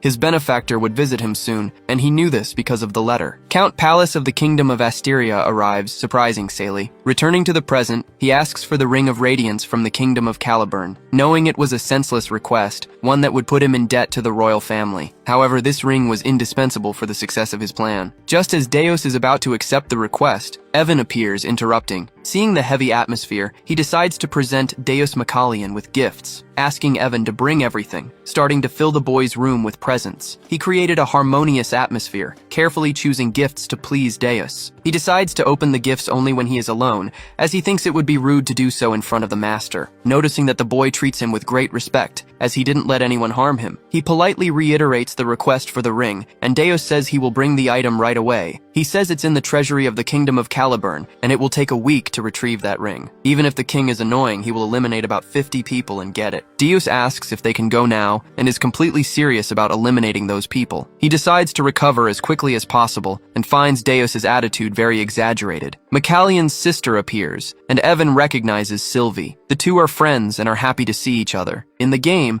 our hero saw the death scene of Deus's younger sister, but now that he knows her personally, he notices she is a copy of the boy. However, Deus tries to protect his sister, saying that he is not her friend. He knew Deus was broken after losing his family, but he didn't imagine he was so attached. We see Macalia very irritated with Evan, telling him not to approach his sister. Noticing that if Deus is being so respectful to him, it might be because he saved Sylvie. Therefore, he is willing to do anything for our protagonist. Sylvie goes to speak with Prince Pallas, and Evan says he ordered her to be saved, and her brother would become a killing machine if she were to die, which is why he did what he did. They sincerely thank our protagonist, who wouldn't help them out of the goodness of his heart, yet it's still good to receive thanks. His stay at Machalia's house began, and he received the ring. The very next day, he asks how he managed to bring the item so quickly. Evan heard strange news, as Deus made a scene at the palace to have the artifact delivered. When the second prince refused, he slapped him across the face. After 3 days of being introduced, he joined an expedition to the north with the knights. 2 weeks later, exaggerated reports arrived from the outpost border in northern Caliber. They spoke of the casualties, of the arrival of the Outer God. The plan is to retreat and yield to the barbarians, but some try try to remain inflexible about this plan. One argued that the soldiers were too wounded,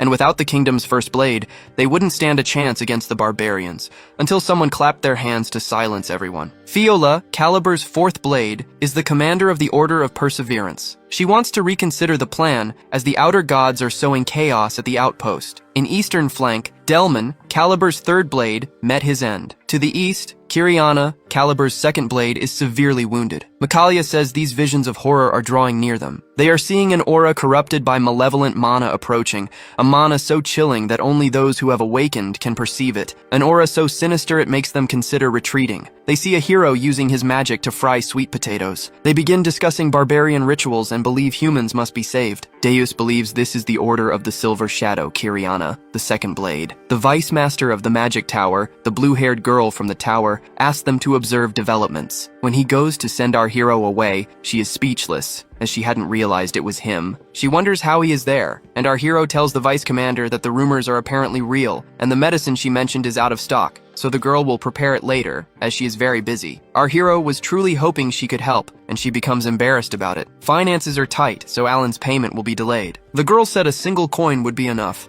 and he doesn't want to refuse her generosity. The vice commander begins to smile, and the magic tower's subordinates are shocked. She was tricked out of hundreds of gold coins and must have lost her mind. So, she will prepare the mixture immediately and serve it silently. The blue magic tower's servants notice that she greatly respects Count Alan Palace. Inside the tent, he feels a very strong, malevolent energy. Deus Micalia warns that they are under attack right now, ordering everyone to fight back, but they begin to be massacred, until the girl uses the malignant shard technique, creating an ice mesh that clings to the monsters' bodies and then explodes them. Deus Micalia looks to the horizon and finds the greater enemy, facing the despair that only an overwhelming force can cause. The incarnated outer god commands them not to profane the sins of those who have lost their honor. He takes a sword blow to the chest, yet doesn't even flinch. The swift blade has no effect on him and doesn't even pierce his chest. Then he counterattacks and eliminates the person who tried to pierce him, saying they won't be entitled to an honorable elimination. Fiola was eliminated in a matter of seconds, leaving everyone in shock. Then a person approaches Uterus, the great god of duels, and says that according to the oath of Calgulia, Alan Palladio presents himself to honor the sacred promise and request a Babylonian duel against him. Uterus notes that someone knows the oath, which is very unexpected. Even so, he doesn't stop attacking and eliminating other knights. He creates a bloody coliseum, welcomes the noble, and says that no one will interfere with the duel. According to the Great Pact, Uterus accepts the sacred Babylonian duel. Our hero realizes he has a terrifying presence and was wrong about him. He thought Uterus was far from manifesting. The closer an outer god gets to incarnating, the more power they gain, rivaling the cardinal sins. If he hadn't drunk the potion of excellence, he would have fainted, this being his last chance before the manifestation is complete. That's why he wanted to start the Babylonian duel now, which is played in turns. The first rule is that the challenged person has the initiative. Uterus slams into him with an incredibly powerful blow, wondering why his opponent stands still after seeing such a massive strike coming his way. The second rule is that the defender cannot move out of turn, and if hit by an attack, they won't be able to move at all. Uterus notices that he is truly honorable and knows the rules by not attempting to dodge. The third rule states that the attack and defense turns only allow opponents to swap positions at the end of the next turn, and now it's the defender's turn, who is our protagonist. A basic defense would be useless against such terrifying power, so he uses immobilization, condensation, reinforcement, and deepening. Even if he has to use all his magic to block a single attack, he will. Uterus's attack is overwhelming, erupting with an abyssal amount of mana. When the smoke from the explosion clears, they see that Alan survived. He used the artifact he asked God for, and a potion of excellence. The Remithion potion allows for the deepest pain to be alleviated. Our hero used it now, and if he hadn't, he wouldn't be standing. Everything went according to his plan, using the artifacts he requested from you, Commander, and God. He can't recover everything at once, but he will be able to move because he used a supreme potion, fulfilling the conditions to enter a state of frenzy. He then uses Binding Invocation, and it's time for his attack. The fight against the boss Uterus is turn-based with different rules. It is recommended to play after learning the rules of the duel. In the game, the outer god's actions were limited by the rules, which is why he dragged him into a duel. That's why Uterus accepted the sacred Babylonian duel. With the pendant of reincarnation and the healing potion, he survived after the first blow. Immediately after, our hero invoked his restriction. He discovers that the activation condition for the Madman's Ring is to have 1 foot in the grave. Close to death, the restriction is completed, and the ring is activated. Since he considers duels sacred, he will neither defend nor interrupt. In the game, he would receive the first attack, and the enhancement would remove some of the time limit. But since there is no time limit, he will attack without worrying about it. With the first restriction, when he uses magic, extreme cold occurs, twisting the laws of the world, and then he uses diffraction in sequence. The second restriction, by using magic in a near-death state, he twists the laws of the world again, increasing his rays, utilizing focus and condensation. Finally, he will annihilate using magic against a god and twisting the laws of the world again. He acquires the front line of silence magic. Finally, the fourth restriction is that when it is used against Uturus, the great god of duels, it twists the world again. The annihilating rays slammed into the outer god, erupting into a massive, blinding explosion. He hopes it will be a success and eliminate the god with the first blow. However, outer gods do not disappear when they lose a part of their body. He was left with a gaping hole in his chest, his very heart torn away. He states that our hero is very strong, and the final blow failed. Our hero drained all the mana he had accumulated and could not eliminate the god. Who says he was carrying the will and possesses the class? Our hero notices an infernal fire surging around Uturus. He says it was an excellent duel and suddenly begins to disappear. He says it is worth keeping an eye on the black and the blue. Assuming he lost the duel, he will leave a gift along with authority, stating that he remembers the hand signs and the mysteries of the great forgotten god and will carry his will. When the usurpers break free from their bonds to crawl out, he must call Uturus's name, and not the epithet bathed in falsehood, but his true name. The wicked is the name he must claim, and at that moment the outer god disappears. The expedition becomes busy, gathering the corpses, preparing to return to Caliber. The vice commander of the magic tower notes that the count is from the second circle of magic. He corrects her, saying he is from the third circle, and asks about the term black and blue that the god mentioned. She begins to deny it, saying she does not know what it is, and becomes extremely afraid to speak with Alan. She runs off, and he thinks that receiving thanks makes him feel like a cruel villain at that moment. He questions why the outer god disappeared after his failed attack, noticing the belt in the carriage that he had seen in the game. It is the Belt of the Forgotten, obtained by defeating Turus, which amplifies attack damage twofold. It is the first time he sees a phrase inside the belt, and he will discover something when he arrives in Kahara. Deus says the mage dared not bid him a proper farewell before leaving and asks if he should eliminate her. Our hero notices that Deus Macalian is becoming increasingly reckless. 2 weeks after this event, they go to Kiratin, the capital of Caliber. With Deus reporting the result of the subjugation to the king, the northern expedition ends. They bid farewell, and our hero receives many gifts from the king of Caliber. He invested all his money to save his life and is happy about it. Deus asks if he can become as strong as Count Allah, and he finds it strange, as Macalian is the youngest to become a master knight. Even before the gods merge with sins and descend, children's unique abilities are extremely powerful. Deus is very talented with the sword, and, in a short time, will become as strong as he wishes. Therefore, our hero replies to him that he will achieve it with enough effort. But in truth, he knows the boy has a blessed talent he also wished he had. Finally, Macalian asks why he is asking for favors instead of giving orders this time. Our hero says that no one in the world gives orders to their own family. When God Macalian hears that he is part of Count Allah's family, he is speechless. Now our hero wonders if he has discovered some hidden motive behind his patronage. After all, the reason he sponsored him with his precious money was out of pure goodwill. He understands why people say being a father is a thankless job. He followed him to return the kindness, but ended up receiving even more than that. God Macallan tries to break the silence with his fingers, telling himself he wished he had Count Alan's magic talent. He keeps thinking about the fact that our hero called him family. Finally, our hero arrives at his mansion after 3 months to find a pile of papers for him to deal with. He pretends it is not his room, and then starts to feel overwhelmed by all the work. After that, he took a week off because he was very tired and wanted a peaceful life. During his week-long vacation, he became stressed, even though he wasn't working. He kept thinking about the plagues that attacked the Sins, the Blue Thing, and the God of Chaos, wanting to resolve the issues Turus left behind regarding the mysterious ritual gestures. God of Chaos is the name Turus left forgotten, just like the Eastern gods, and it was the first time he had seen someone evaporate like that. He wonders why he disappeared if he didn't win the duel, and he fears other gods might emerge. It is less problematic than the 5 cardinal sins, as the gods grant life prematurely. He really wants to visit Carrara, but he doesn't know where it is.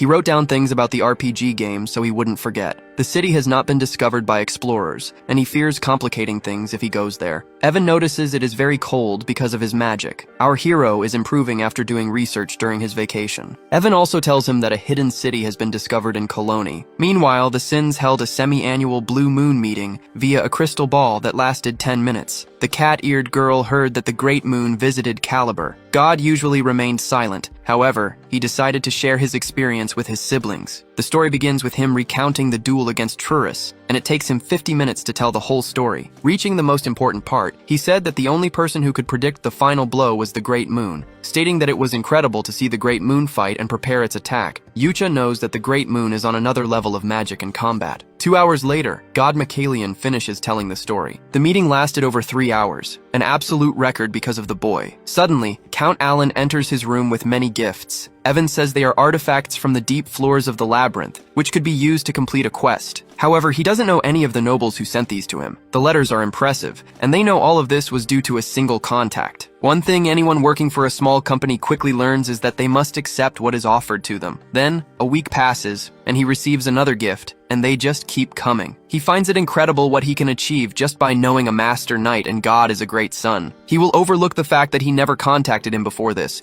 given the quantity of gifts. A month later, he is still receiving gifts and they just keep coming. This makes him consider sending them back as they are simply too excessive. At the beginning of summer, as the gifts became rarer, we see a scene in the capital of the Kingdom of Asteria. At the Grand Assembly, our hero attended and arrived late for the first time. They walk very quickly as our hero is embarrassed by his lateness. Suddenly, all the nobles begin to follow Count Alan, and he realizes he is not late. The royalists are on the left and the aristocrats on the right at the Grand Assembly. He sits in the back, and everyone starts to follow him and stare deeply. All eyes turn to our protagonist, Alan. They waited for him to enter, as no one wanted to sit in the front row, wondering what the point was of sitting near the faction leaders. When they begin, they announce that the new faction, Kalpa, has received voting rights, and it is said that Count Palatio is the president of Kalpa. My hero is apparently the only one who doesn't know about this. Looking at the two women, he remembers the alliance between Zenonia and Altia and the founded faction. The faction's name is Kalpa, and they made him president. He is the president of the new evil faction, and this was something he hadn't planned. Someone wonders how far our protagonist will go upon seeing the destroyed battlefield. While he considers his response as a representative at the General Assembly, but he doesn't want to suddenly become the evil leader of a faction. Seeing that he has nothing to say, they continue, and he is congratulated on the founding of the Cal faction. He is the protagonist of the night, and they begin to celebrate greatly because of it. The two from the Alliance ask if he is enjoying the night. Duchess Althea and Countess Zenonia are the women he spoke with a few years ago, and he didn't expect this butterfly effect. They are happy to return the favor he did by saving their lives. According to the information he gathered by talking to the two, after he ordered an alliance between them, the Cal faction was born through instructions sent to Zenonia. By sending gifts to him, the leader, they were accepted into it. However, he swears he never told any of them to do everything they are doing. He wondered why some letters didn't make sense, until he understood it was a misunderstanding. And from his experience, people who act in the shadows have a peculiar perception. Altia doesn't consider it a misunderstanding. After all, he gave a lot of gifts, and he is afraid of how they will react because their personalities in the game are horrible. He will stay in the position for a while and then retire. After all, he has already received too many gifts. He knows nothing about politics and doesn't know what to start doing. However, he said he would start by cleaning up the underworld and withdraws from the conversation,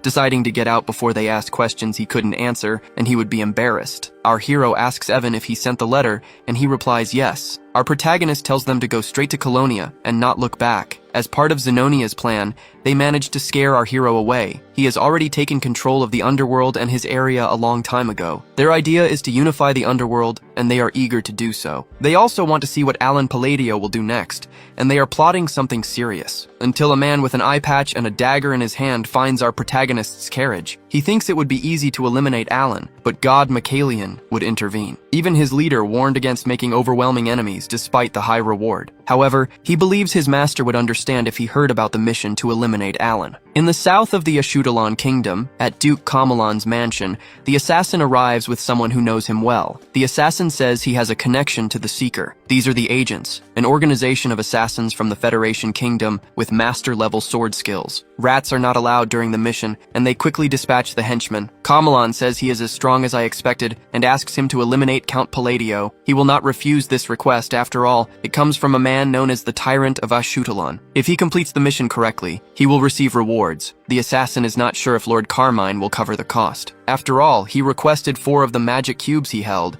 which are abyss entities, not unlike orbs. Abyss entities are items that Duke Camelon distributes in small quantities on the black market. Unlike abyss orbs, which only enhance physical abilities, these entities grant special powers. It is traded at extremely high prices, and the assassin believes he would become incredibly powerful using it, which is one of the reasons agents become the best, and he accepts the mission upon seeing this. Carmine says Alan will not live in peace after disrespecting him in that manner, so the assassin goes to Duke Camelon, the leader of the Ashutalan Kingdom's nobles, and a major underworld force in the Federation Kingdom, asking the Seeker if it is all right to do this. Even though with the high reward, the leader said not to oppose the House of Cal in any way. Duke Camelon turns a blind eye and lets the assassin do as he pleases. Then he asks if he would like him to send his regards to the leader, and he says he can. The Seeker asks the man if he cannot exert any influence in the kingdom of Asteria. He replies that the Cal faction, with Count Palacio as its leader, is growing too powerful. This person is Chutro, an underworld power in the Ashutalan Kingdom. Camelon says it has been inconvenient for him to act personally thanks to this Cal faction. So the assassin goes to our hero's carriage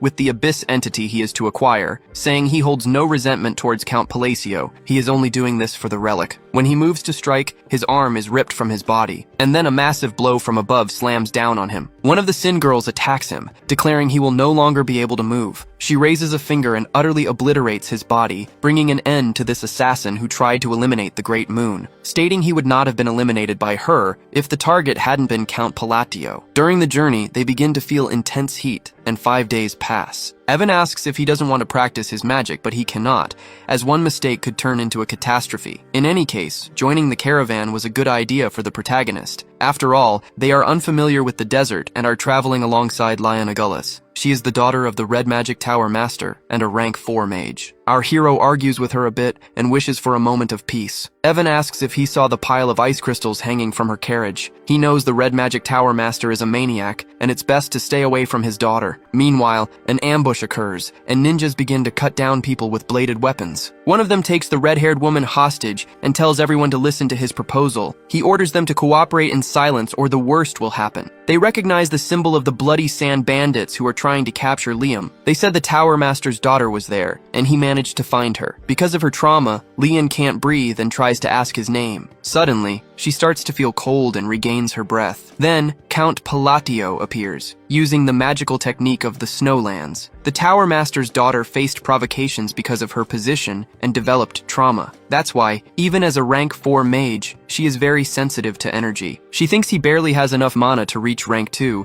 and must believe that Alan has an important role in the battle against the Outer God. Even knowing he is the benefactor of the Night Master God Macallion, she thinks he is weak. She couldn't help but feel contempt for Count Alan the moment she saw him. However, she notices that he uses combined enchantments and linked 3 elements. The success rate of combined enchantments requires connecting several chants with unique and distinct structures, dropping drastically with each added chant, yet he succeeded. Something that should require at least a rank 5 to master this technique. When the Bloody Bandit lunges at the protagonist, he uses the freezing tactic. After freezing the man's body, he then uses the demolition technique. The bandits scatter the moment their leader is eliminated. Therefore, as soon as their leader is eliminated, he orders everyone to flee. The bandits run off, and Lion realizes that the rumors about Alan were real. He is soon presented with wine and food, and everything goes well. It seems that reducing the restriction penalties was a great idea. The Snowlands spell he created during his vacation uses space, ice, and maintenance simultaneously. He transforms the surroundings into a polar zone, but magic used in snowy terrain, near death, or against a god reduces magical power. Also, when magic is used against the great god of outer duels, magical power is reduced. This allows him to limit the lifelong penalties he will have to bear to just 3. Still, combining 3 enchantments just to last a meager minute is not efficient. In any case, the combined enchantments with Snowlands worked well. With the belt, his power increased, and he resolved the penalty issues. Lion apologizes to our hero, kneeling before him, saying she would like to discuss magic with him. He accepts the apology, even though he had been willing to argue with her earlier. The conversation continued all the way to Colony and was very interesting. Even though he uses enchantments to bend the rules of magic, he learned things from her. They arrive in Colony and she invites him to go to the conference. Our hero replies that he is not affiliated with any tower and is not invited. She offers for him to join the Red Magic Tower as she greatly enjoyed their conversation. He ends up accepting and they will meet at the conference in Colony. Evan says he has already taken care of the luggage and mentions the meeting point. Suddenly, people are slammed against a wall behind them. Lightning and magic also erupt until he notices the presence of one of the 5 great sins. She embraces our hero and calls him Godfather. Seal Rang is happy to find him and says the place is full of bandits. However, she says she will take care of these scoundrels to protect our hero. She is one of Colony's 4 Baba Yagas. Seal Rang, the Golden Lightning. She was looking forward to the protagonist's arrival after his letter. People wonder who this man is, being treated so kindly by the Golden Lightning. Seal introduces her guild, comprised of people of her race. When they enter the castle, everyone greets the chief. Ralga tells her chief that nothing happened during her absence. He also welcomes Seol's guest of honor. She says she manages the staff, as they are family to her. Seol Rang says that he and Utia come right after that, as they are not blood relatives. She says they barely talk, and yet he is in 3rd place, which surprises the protagonist. He thinks about how to bring up the topic, and Evan gives a lot of presents to sell. She gets very excited and decides to help our hero. Even though they are not family because he is her benefactor, she agrees to help, being able to gather her race because of him. At that moment, she notices something matching the description of the Golden Mane tribe's essence. Everyone is willing to help them without hesitation,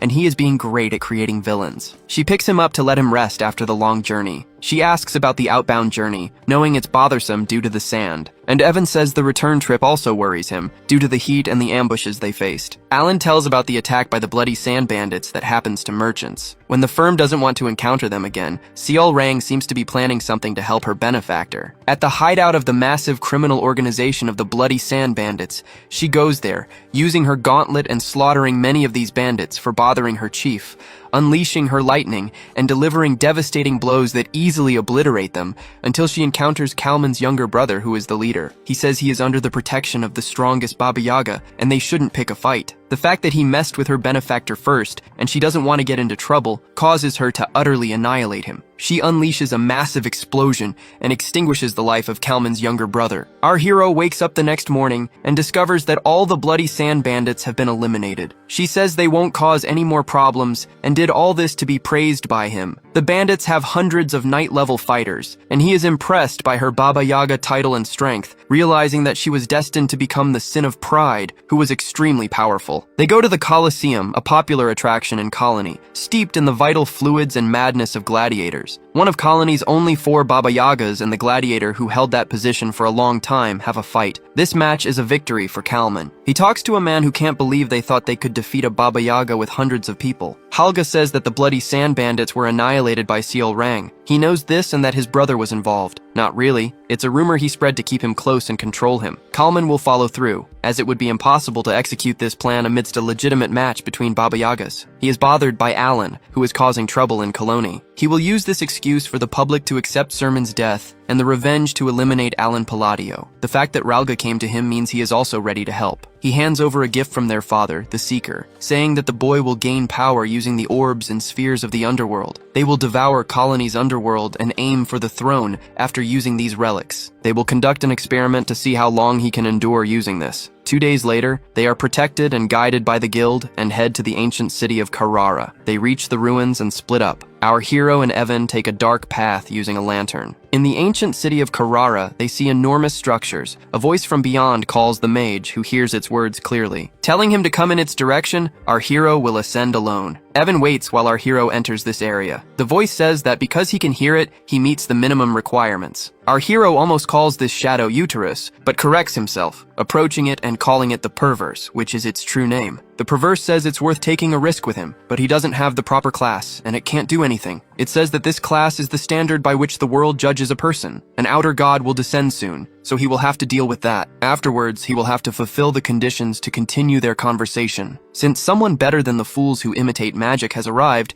it will share an interesting fact, telling our protagonist that magic is the law designated to the world by the Archmage, and the magic of this world is a manifestation of one's true nature. And after a phrase comes a principle. What he manifests with the phrase must become uncontrolled according to the principle, and he must recite the name for it to be pure and absolute magic. Our hero has never heard of a principle, and the perverse says he wouldn't understand even if it explained everything. That's why it will teach him about principle, which is true magic in practice. Meanwhile, Seol Rang notices that her benefactor is taking too long, until the older brother finds her, easily knocking one of her henchmen to the ground. She asks how Kalman dares to do something immoral outside the Colosseum. He knew she annihilated the Bloody Sand and his younger brother too. He claims this is revenge for his family and charges at her. The girl pursues him, telling him not to touch her family while unleashing spells. They clash in combat as she wants to protect her family. He had already expected this, and she is filled with intense hatred for him. Because he had anticipated it, he orchestrates an ambush, and she takes a blow to the back. Ralga says her chief is too obvious and betrays her. Seol Rang has a strong attachment to her relatives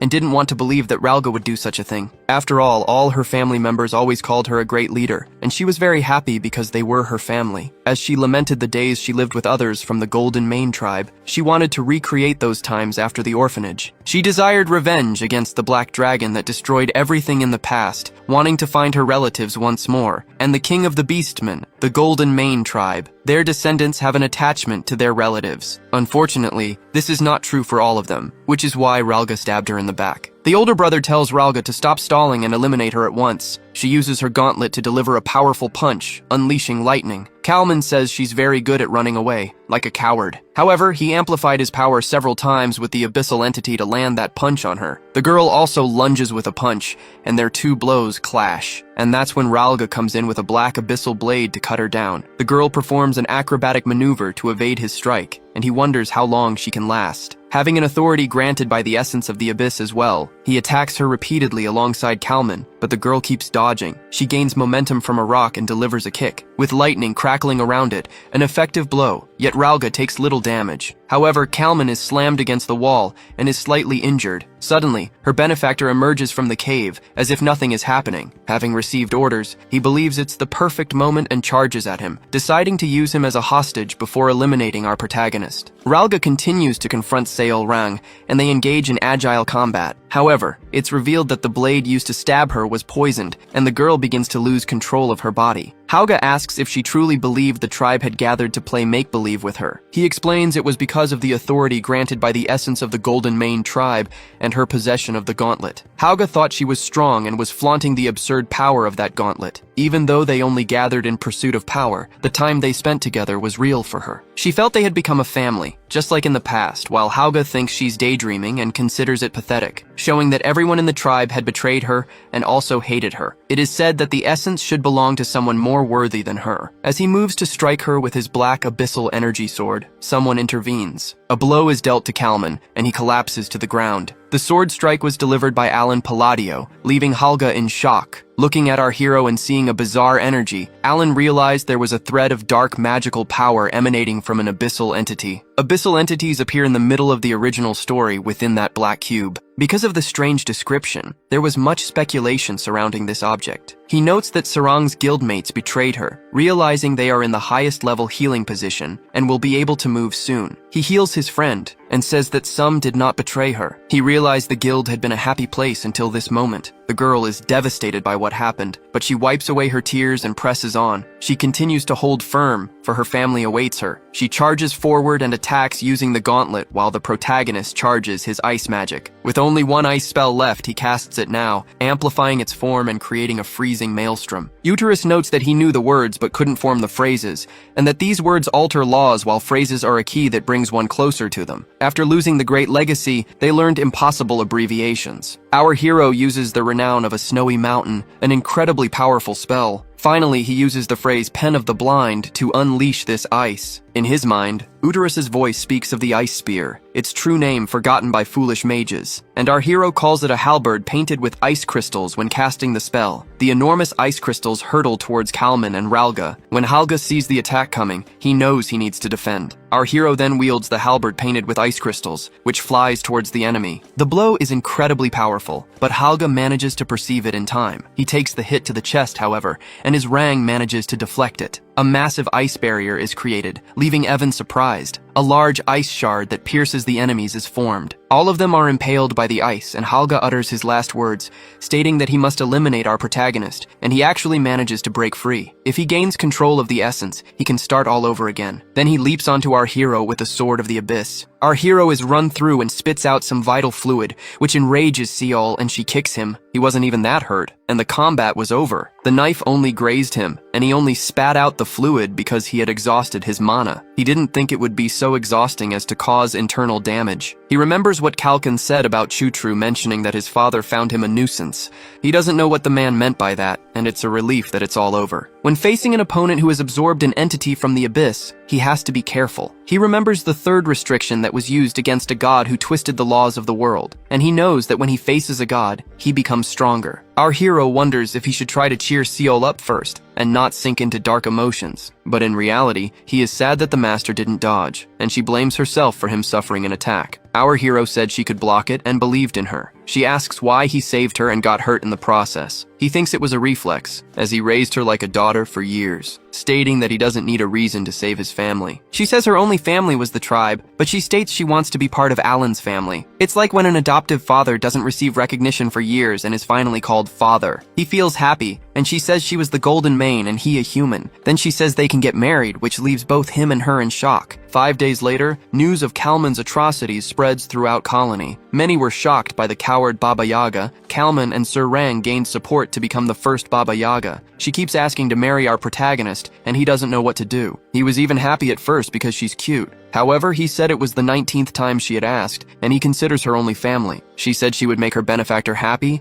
and that they really should get married. Our hero, however, would already be very happy with sweet potatoes and a peaceful, noble life, and doesn't want to deal with that. Our hero thinks she will give up if he doesn't respond. Then they say goodbye, and the guild changed to further align with his ideals. When all of Sul's relatives became furious and worried about Halga's betrayal, merely gathering her tribe wasn't happiness. Even in a life or death situation, her ideal family is one where they believe in each other. She starts to be more careful and wants to create a guard to protect her benefactor. Only then can they be a happy family forever. Evan tells him that the Information Guild has no suspects other than Halga's men. Our hero doesn't want anything to happen to her after raising the girl so well. He was advised to watch out for the other outer gods for what's to come. He only knows about deities and doesn't know if anything beyond that will happen. Many questions are accumulating, and he remembers what the Shadow told him. The Wicked One told him that the search for the tower on the far east of the fortress in Carrara was recorded in the past. It was the first time he could read this tablet with knowledge, but just like in the game, the gods are mentioned metaphorically. Nothing else he knows connects with the things he is reading. He wonders why the outer gods are used in reverse. After all, they are the gods of people's faith or from other worlds. While the true gods referred to, there are the 5 cardinal sins. This stone tablet records the 5 cardinal sins as outer gods. This doesn't leave his mind, as it's very confusing. Furthermore, news arrives that Deus defeated the first sword Reinhardt. Our hero didn't expect him to become so strong in half a year, and the boy has absurd talent. Meanwhile, Rena became a member of the 3 councils that decide Lartania's policies, and Radon unified 5 archipelagos as the Pirate King. He has a bounty in the millions, just like the first pirate king in history. He went from a Somali pirate to a Somali pirate king. And Utia is declaring war against another chief. After all, Seal announced at the meeting that he would marry the Great Moon, leaving everyone shocked and Utia filled with extreme hatred. Uthia notices that her Rang is trying to exaggerate as always, while she insists she will marry him and be a great wife. Uthia says that's not possible, as they are all his shadows. She tries to argue against Uthia, who retorts by saying they will stay by his side and not marry him. SEO says that what the Great Moon thinks is more important. The white-haired girl retorts by saying he would never choose her. When she asked if the benefactor hated her, he said it wasn't quite like that. However, she is exaggerating now, as if she would marry him just because he said that. When she tells what really happened, Deus says he saw something magnificent a year ago. a calm demeanor, as if he had walked the path of hell many times. He couldn't assess his strength and doubted after feeling the enemy's magical power, yet he defeated Turris. SEO says he is admirable and will become stronger to become his wife. 2 hours later, the conversation continued at the meeting, and Deus tried to give an ultimatum. Then Utia interrupted and said that the girl couldn't marry him. They kept fighting, and the Blue Moon's semi-annual meeting had the following notes. The first is that Deus cannot be asked anything about the Great Moon. The second is that regarding Utia and getting involved with the Great Moon, it was forbidden, as he would ultimately display childish behavior, which is new for Utia. In the capital of the Asteria Kingdom, within a dark alley, a possible alliance to overthrow the Cal faction is proposed. The leader of the aristocratic faction, Marquis Phil Boyd, says that Alan's presence is disturbing. Then the leader of the realist faction, Duke Herringrave, says they can take the Holy Rosary Kingdom using the Reform Letter, which is the center of religion and the Holy Rosary Kingdom itself. They can send letters across nations to anyone suspected of heresy. For it to be sent, several cardinals must support it, which gives this letter its power. It would be a ruthless pretext, and the demands are half of the cardinals' bribe. They agree and conclude the discussion with the cardinals. This plan will soon come to fruition. They will leave the remaining steps to the cardinals and make a toast as the unified faction comes into being. Despite having 8 subordinates to the Saint and the Pope, they are very busy, and he believes this is only the second time they have met. He greets Cardinal Sergios and would like to borrow his name for a reform letter to Count Palatio, saying it wouldn't be a bad proposal for the cardinal and could create a pretext for Alan's heresy. However, he is asking this of Cardinal Utia, who is none other than Alan Palatio's daughter. She maliciously asks if he wants to use her name to draft a reform letter and bury the Count. In response, the priest says they will focus on Cardinal Viandra's suspicious death. In her position, she should understand, and he wants to keep the bribe for himself, able to use the money lavishly. However, he takes a blow from Utia and crashes to the ground, injured. She is enraged by his suggestion to eliminate the man she reveres most. As she begins to unleash her energy and magic to torture him, people around them sense it. She tells him that no one will come to save him, even if he screams. He is tortured, his body losing vital fluids, yet she does not stop. She wields her magic to torment him further. He screams for her to stop, but she doesn't. He kneels and begs for his life. He pleads for her to end him quickly, but she refuses. She declares that for trying to harm Alan, he will be punished. She begins to drain his soul, and we see several black tentacles erupting from her. She tells him he must acknowledge his sins to be forgiven. A month after returning from the desert, the preparations are almost complete. He began his preparations to attend the magic conference. As the leader of a faction and a county, he will investigate entities from the abyss and outer gods. He obtains a certificate attesting to his position as a faction leader and a legitimate salary. The amount far exceeded what he could have expected. Before the deposit, he was short on money, and now he wants to fulfill this role and earn even more. He has no idea how a faction is structured to earn so much money. The modern man's panacea is money, so he ended up selling himself. This is the true magic of capitalism in this era. At the Vritium Marquisate conference venue,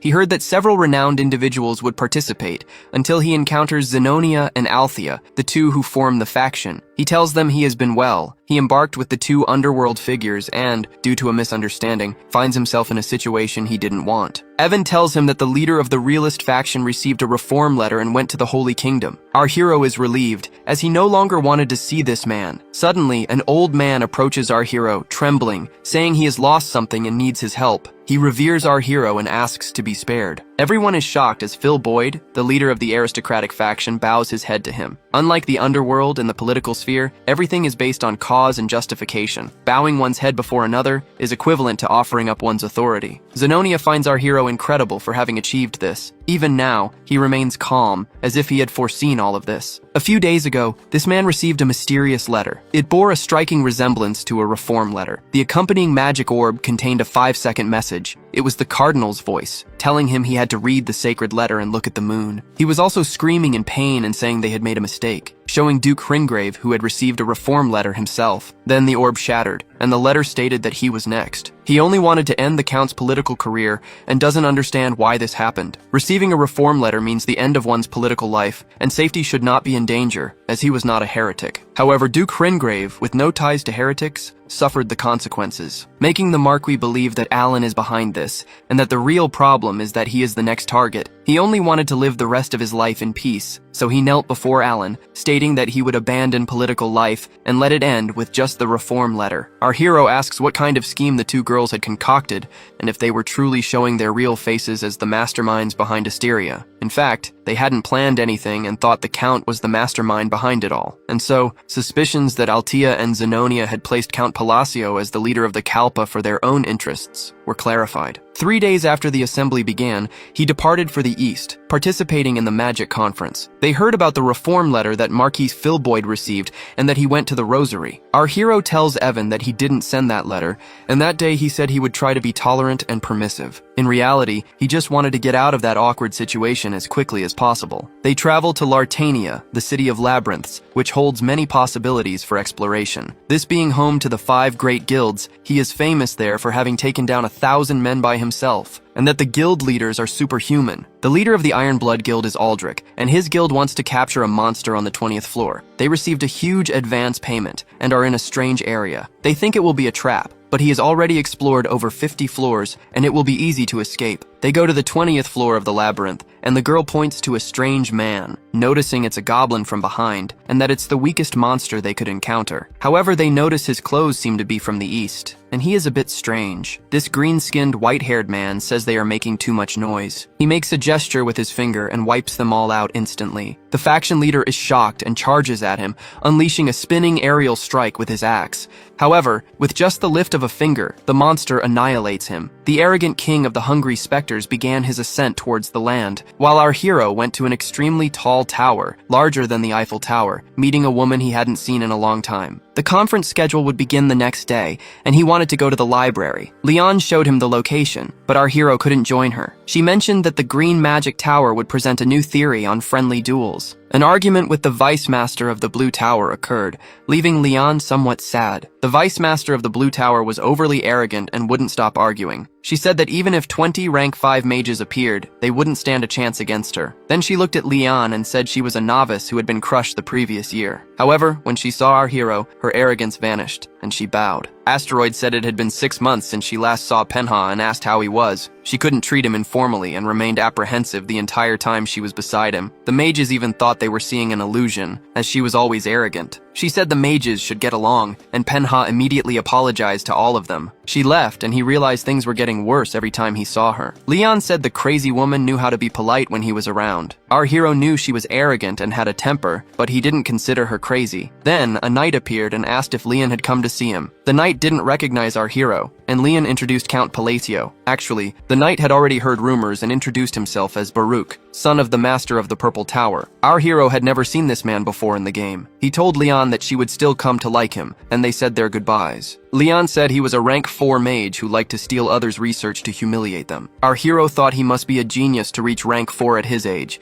Each rank made a huge difference. The higher it was, the more pronounced it became. She showed him the library, which was on the 38th floor, and they agreed to meet at the presentation the next day. Our hero went to the 38th floor and began looking for 2 things. First, to set the clock hands to 12 o'clock. Next, to retrieve the untitled black book. As he placed his hand on the cover, he found the Ring of Radiance. It was a hidden compartment, and he would finally retrieve this Ring of Radiance. The next day, after the presentation at the Friendly Duels venue, Baruch wanted to challenge Count Palladio, and he hadn't expected it. Our hero thought all of this was because of Leon. She felt sorry. As he kept hitting on her and talking about marriage, Baruch approached him and wanted to give tips about the great mage who helped defeat an outer god. In reality, he wanted more influence than just being the son of the Tower Master, mentioning his contribution to defeating an outer god and dealing with a Baba Yaga's ambush. He noticed that the Count's reputation among the mages had skyrocketed, but he thought it was all an exaggeration that failed to measure an opponent's true skill. However, he noticed by the ring that he was only a rank 3 individual. He was a mage who hid behind lies and pride, and Baruch would use him as a stepping stone to gain more influence. Saying it will be a friendly duel, our hero starts to get annoyed with him, so he accepts. They say people act according to appearances, but Baruch's personality is a complete disaster. In the duel, it is stated that lethal magic is forbidden, and the duel begins. Soon, Baruch uses his wand to cast a purple spell. He will destroy the enemy's reputation and reach the top. His feet grow heavy and are frozen by Alan's magic. Our hero begins to freeze the entire arena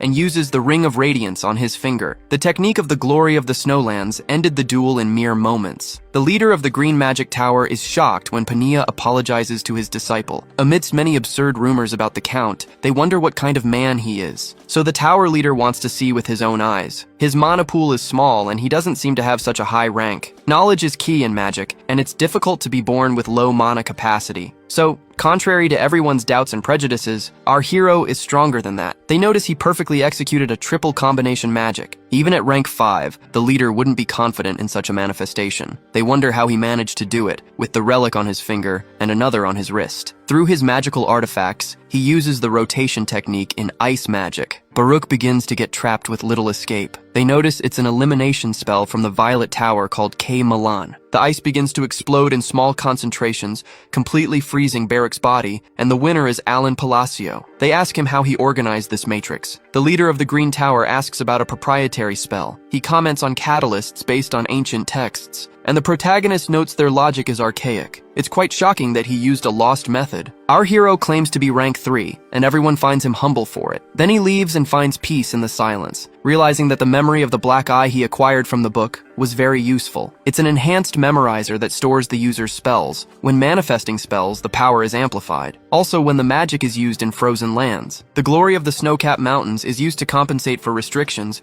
and consumes 3 of the 5 magic slots. However, when he uses the ring with a black box, it provides massive amplification. Thus, he uses all 5 slots as he pleases, and he finally understood the glory of the snow-capped mountains. It's a spell whose effect is to freeze the surrounding air at the moment of manifestation. He remembers the Wicked One speaking of the sentences for the keys that access the laws of magic, and that when he understands the sentence, it allows him to interfere with the laws themselves, instead of just altering properties. Our hero used to use an enchantment merely as a mana enhancer. Now he will rest and prepare for the evening conference. On the 38th floor, he arrives on time and solves the enigma. He doesn't panic upon hearing that voice from beyond and manages to solve a great riddle. This is the one who inspired fear and adoration in the Reperturbo world. The assassin Eternal Terror, known as the Chalice of the Primordial. The first human to reach rank 8 since the era of Forgotten Gods. He is Archmage Hankel. One wrong move, and it would be the end for our protagonist. Players called Hankel the Retry Witch. To get the items, he would need to choose the correct dialogue options. If he chose incorrectly, he would die instantly. Moreover, if specific items were favored. She was called the Dirty Milk Witch for instantly eliminating players. Our hero felt the essential pressure radiating from her. He had already begun preparing his defenses, until she saw something behind him. Feeling a nefarious presence and seeing a red eye. Seeing her speechless, the protagonist thinks something was lost in translation. He isn't seeing things as he did in the game, and she is actually very short. She gets scared and hands him something. The girl disappears as quickly as possible, as if she were afraid of him. Our hero doesn't complain, as he got the gift very easily. The day after the friendly match, he attends the conference presentations. The protagonist thought studying with Lion was better than studying alone. He was familiar with magic control, and Lion had an exceptional magical arrangement, so it was very useful. However, she was always impressed that he was only rank 3. He thinks about starting to use rank 4 magic now that he is very advanced. On the 4th day, it is said that an outer god appeared in the Lartania labyrinth. This caused changes in the labyrinth, and the Information Guild estimates he appeared a week ago. Our hero asks Evan to send a letter for them to leave immediately. Penha is surprised that our hero is leaving so quickly. She asks him to have a good trip, and they leave. Although she went to say goodbye, she didn't seem that sad about his departure. Several days after leaving the strangely cheerful Pania behind, in the city of Lartania, of the labyrinths, they arrive by carriage. Evan heard that Hina is rising to the top very quickly. A universal truth is that anything is possible with money. He heard that magical tool appraisers had great influence. Although this is why he is at a loss,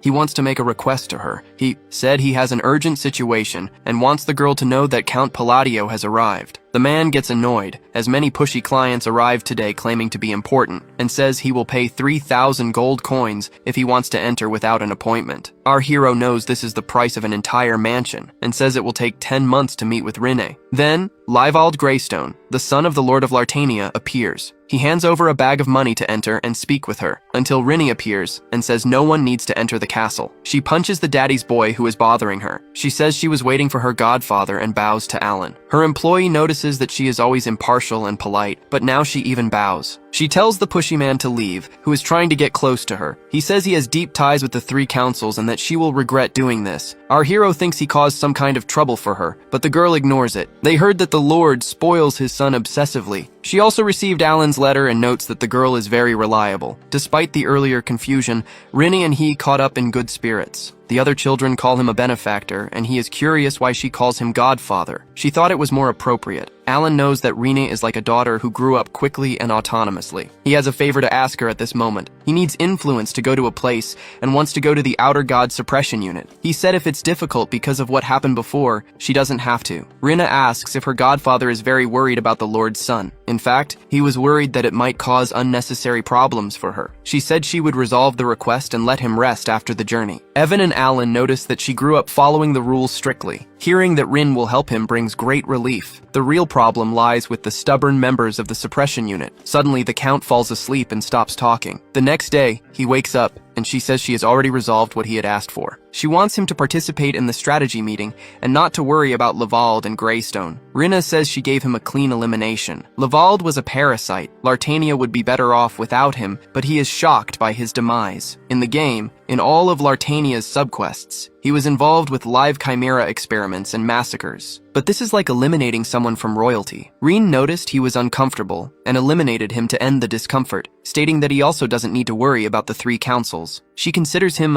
even if she considers him a godfather, he thinks it's an exaggeration for her to do all this. After all, she is a variable at the moment and wonders how she fought against the mercenaries. He asks if it will be a problem, as her attitude was a bit inappropriate. Our hero notices she's a bit sad, and she made sure there were no loose ends for him. He understands this means they have different ways of thinking. Our hero realizes she isn't sad about what she did. She's just embarrassed to be in front of her godfather. He asks her not to do anything that would threaten his current life. She then understands this is her duty and doesn't see it as a problem. She tells our hero she'd like to show him the Lurker's Eye while he's there. She has been collecting marks without issue using the Lurker's Eye. Our hero knows this increases the power of artifacts with a black mark. It was a normal support artifact that shouldn't have any other function. It evaluates items below a certain mana threshold. The place's fame is because of this, and that's why she was being nice to him. After 400, the collection speed decreases, and she'll only be able to finish collecting in years. Our hero doesn't know exactly what she's collecting, and she says she's finished giving him the report. They go to the meeting room,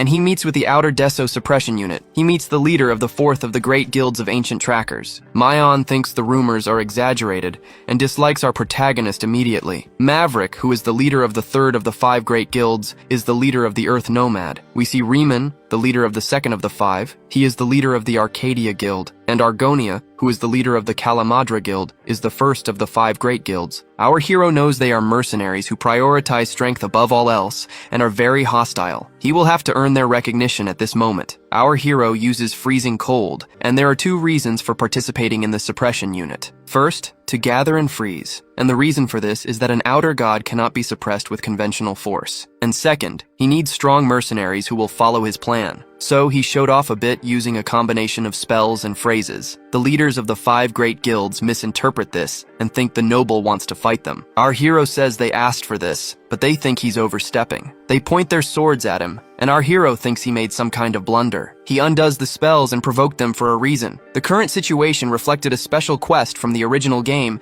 and always followed the same flow of events. In the end, if Argonia recognizes him, they won't have to fight. He finishes, and Argonia recognizes our hero, telling them to stop, and she says they underestimated him first. Our hero asks when they plan to descend into the labyrinth. Argonia says it will be in 2 days, and they will continue the meeting tomorrow because of the commotion. Our hero leaves, very frightened by the threats he received, affirming to himself that he will never do something so risky again. The blonde asks why Argonia let the arrogant noble leave. Another of them says Argonia saved the man's life. She doesn't quite understand, but if the attack had landed, Maverick would have died. A voice tells her daughter that when the black eye reveals itself in the night sky, never acknowledge it, and if possible, she must rip out his memories. A great dragon told this to Argonia, his daughter, instructing her to keep it in mind for some day. She is sure that this is what her mother warned her about hundreds of years ago. She wonders who exactly that human is, as she saw a very strange eye behind him. The next day, he was worried about how the meeting would go. They decide to follow the Count's plan without any complaints, making it a pleasant meeting that ends in unanimous decisions. Hinan, however, however, does nothing, and Mian remains quiet. He thinks his plan to use his game knowledge turned out to be very useful. They finish their preparations and begin descending into the labyrinth to get rid of the monsters. Looking closely, our hero certainly wouldn't have come there alone. Miao asks if our hero doesn't like beastmen. The Count said no and demonstrated discrimination. She asks if he doesn't want to make a feline baby with her. She said they had come to understand what they needed to know about each other. Our hero is shocked, as she said something very absurd, but she is a useful member of the team. She claims to know how strong he is, and the cat tribe values strength above all else. However, he refuses to make a feline child with her. Rena says that was a very vulgar thing to say to her godfather, and offers to silence her. He said there's no need, as a beastman's way of thinking is different. On the second day in the labyrinth, they continue their battles until they find a dead end and start to get stressed. Our hero thinks they are taking too long, as they are still only on the 4th floor. In the game, you can continue as long as you meet the conditions. The 31st floor is completed by subduing a boss. They have already spent half a day looking for the entrance so far. He wonders how this place came to be, as it is enormous. Argonia creates a portal and tells them to continue to the 5th floor. Everyone enters and arrives in an outdoor area. Every 5th floor leads to a safe location. In the game, this was an extremely smooth save point. After maintenance, they will make preparations, and the outer god was sighted on the 12th. So they have time until they get there, and Maverick asks what's so funny about a man panting. After walking for a while, they are suddenly attacked. That goblin who eliminated the hunting party before reappears. They are shocked as this man wipes out several group members with a single move. He asks who is using the gaze in his eyes without permission. Then, moving his finger, he unleashes a cutting magic. Our hero shields Maverick with his ice magic, tells him to pull himself together, and tries to freeze the enemy. This villain recognizes that Alan is doing something very interesting. Our protagonist recognizes Kalis as he had seen him in the RPG game. He was insignificant, but he sought knowledge and broke the laws. He reached the divinity class on his own, becoming the king of hungry demons. When Alan recognizes him and calls his name, the demon reacts more cheerfully. According to the report, he should have arrived there in 3 days. Kalis claims to be in a good mood and will show mercy to everyone around him. However, he tells them to leave and they will live. Our hero tells everyone to prepare for a difficult fight. Things are different from how they were with Turibus, with the mercenaries well prepared, and his incarnation state hasn't progressed that much. Kalis says that if they are going to drink poison, he will join them all, descending and attacking with his absurd cutting magic. The blow begins to destroy everything, but the mercenaries emerge alive and charge at him. He notices that one of them uses a sword of dissipation, which is quite intriguing. The magic works on outer gods who have not become incarnate divinities, noticing that they have the correct preparation and continue attacking him. However, Kalis dodges while they eliminate the goblins from the area. Time is crucial, and they must end this as quickly as possible to get out alive. Our hero uses the ice, the form, and the renown of the Misty Mountain, but this time he uses the pen of the blind, firing a large, powerful ice stake from his finger. Rhine uses an enchantment through her book, and iron chains emerge from portals. The chains try to pierce Kalis, but he manages to dodge. Our hero uses the halberd painted with ice crystals, which goes straight for the demon. Alan knows he will die if the attack hits him. However, Kalis makes an X sign with his fingers and cancels his attack. The monster says he received the attack and calls our hero an insect. Alan is utterly shocked to see the halberd painted with ice crystals severed. The villain says the human knows nothing and will be brought down to his level. Although imperfect in his current state, it will be fun. He uses a spell with the word release, then tremble, and black tentacles begin to surge towards the mercenaries. Finally, he uses expand, which makes this magic grow in size, eliminating some humans in the area. Finally, he uses the unknown principle, emitting an enormous flash that carves a crater into the ground. The mercenaries wonder what just happened, and he unleashes another cut with his finger. They cannot dodge the attacks coming from above. Mian will try to save one of his friends. He has high expectations for how Alan will entertain him. Our hero didn't know Kalis could use phases and chants, and he is shocked, realizing a vast difference not only in abilities, but also in information and battle plans. They are losing in every sense, especially in power. All he can do is use the renown of a misty mountain, unleashing his magic to its maximum potential. He uses the phrase of resolution and the ring on his finger. Finally, he uses the phrase revolution, and the magic expands, forming a ring of ice. He is using it at high speed and in exorbitant numbers. He realizes it's helping, working, and asks Rhine for help, as if belittling their determination. Our hero gets angry at this, as if it were a cat playing with a mouse. He watched the amusement as they grew desperate. Our hero couldn't stop thinking about defending himself from his invisible slashing attacks. Expending a lot of magic, even his hands became frozen. He uses 5 mana potions, and the side effects appear. When Kalis approaches, He tells Ryan to act with her chains. She performs another enchantment using a book and the portals. Our hero uses the pen of the blind again and all its phrases, reducing one of the penalties, as he could gain the ability to twist the laws of the world with another restriction. But he cannot do this lightly, as he begins to feel the side effects. He remembers the Wicked One telling him to find a way to extract all of this, and he uses his last resort. The Wicked One said that when it came to magic of this world, after the phrase came the principle. Finally, the manifestation of one's true nature, and everything our hero had experienced, he wondered what could surpass the principle. He looked for a clue and found the answer in a mark. Realization and illusion come from the same root. When he achieves this, he will receive the key. This is the voice from beyond,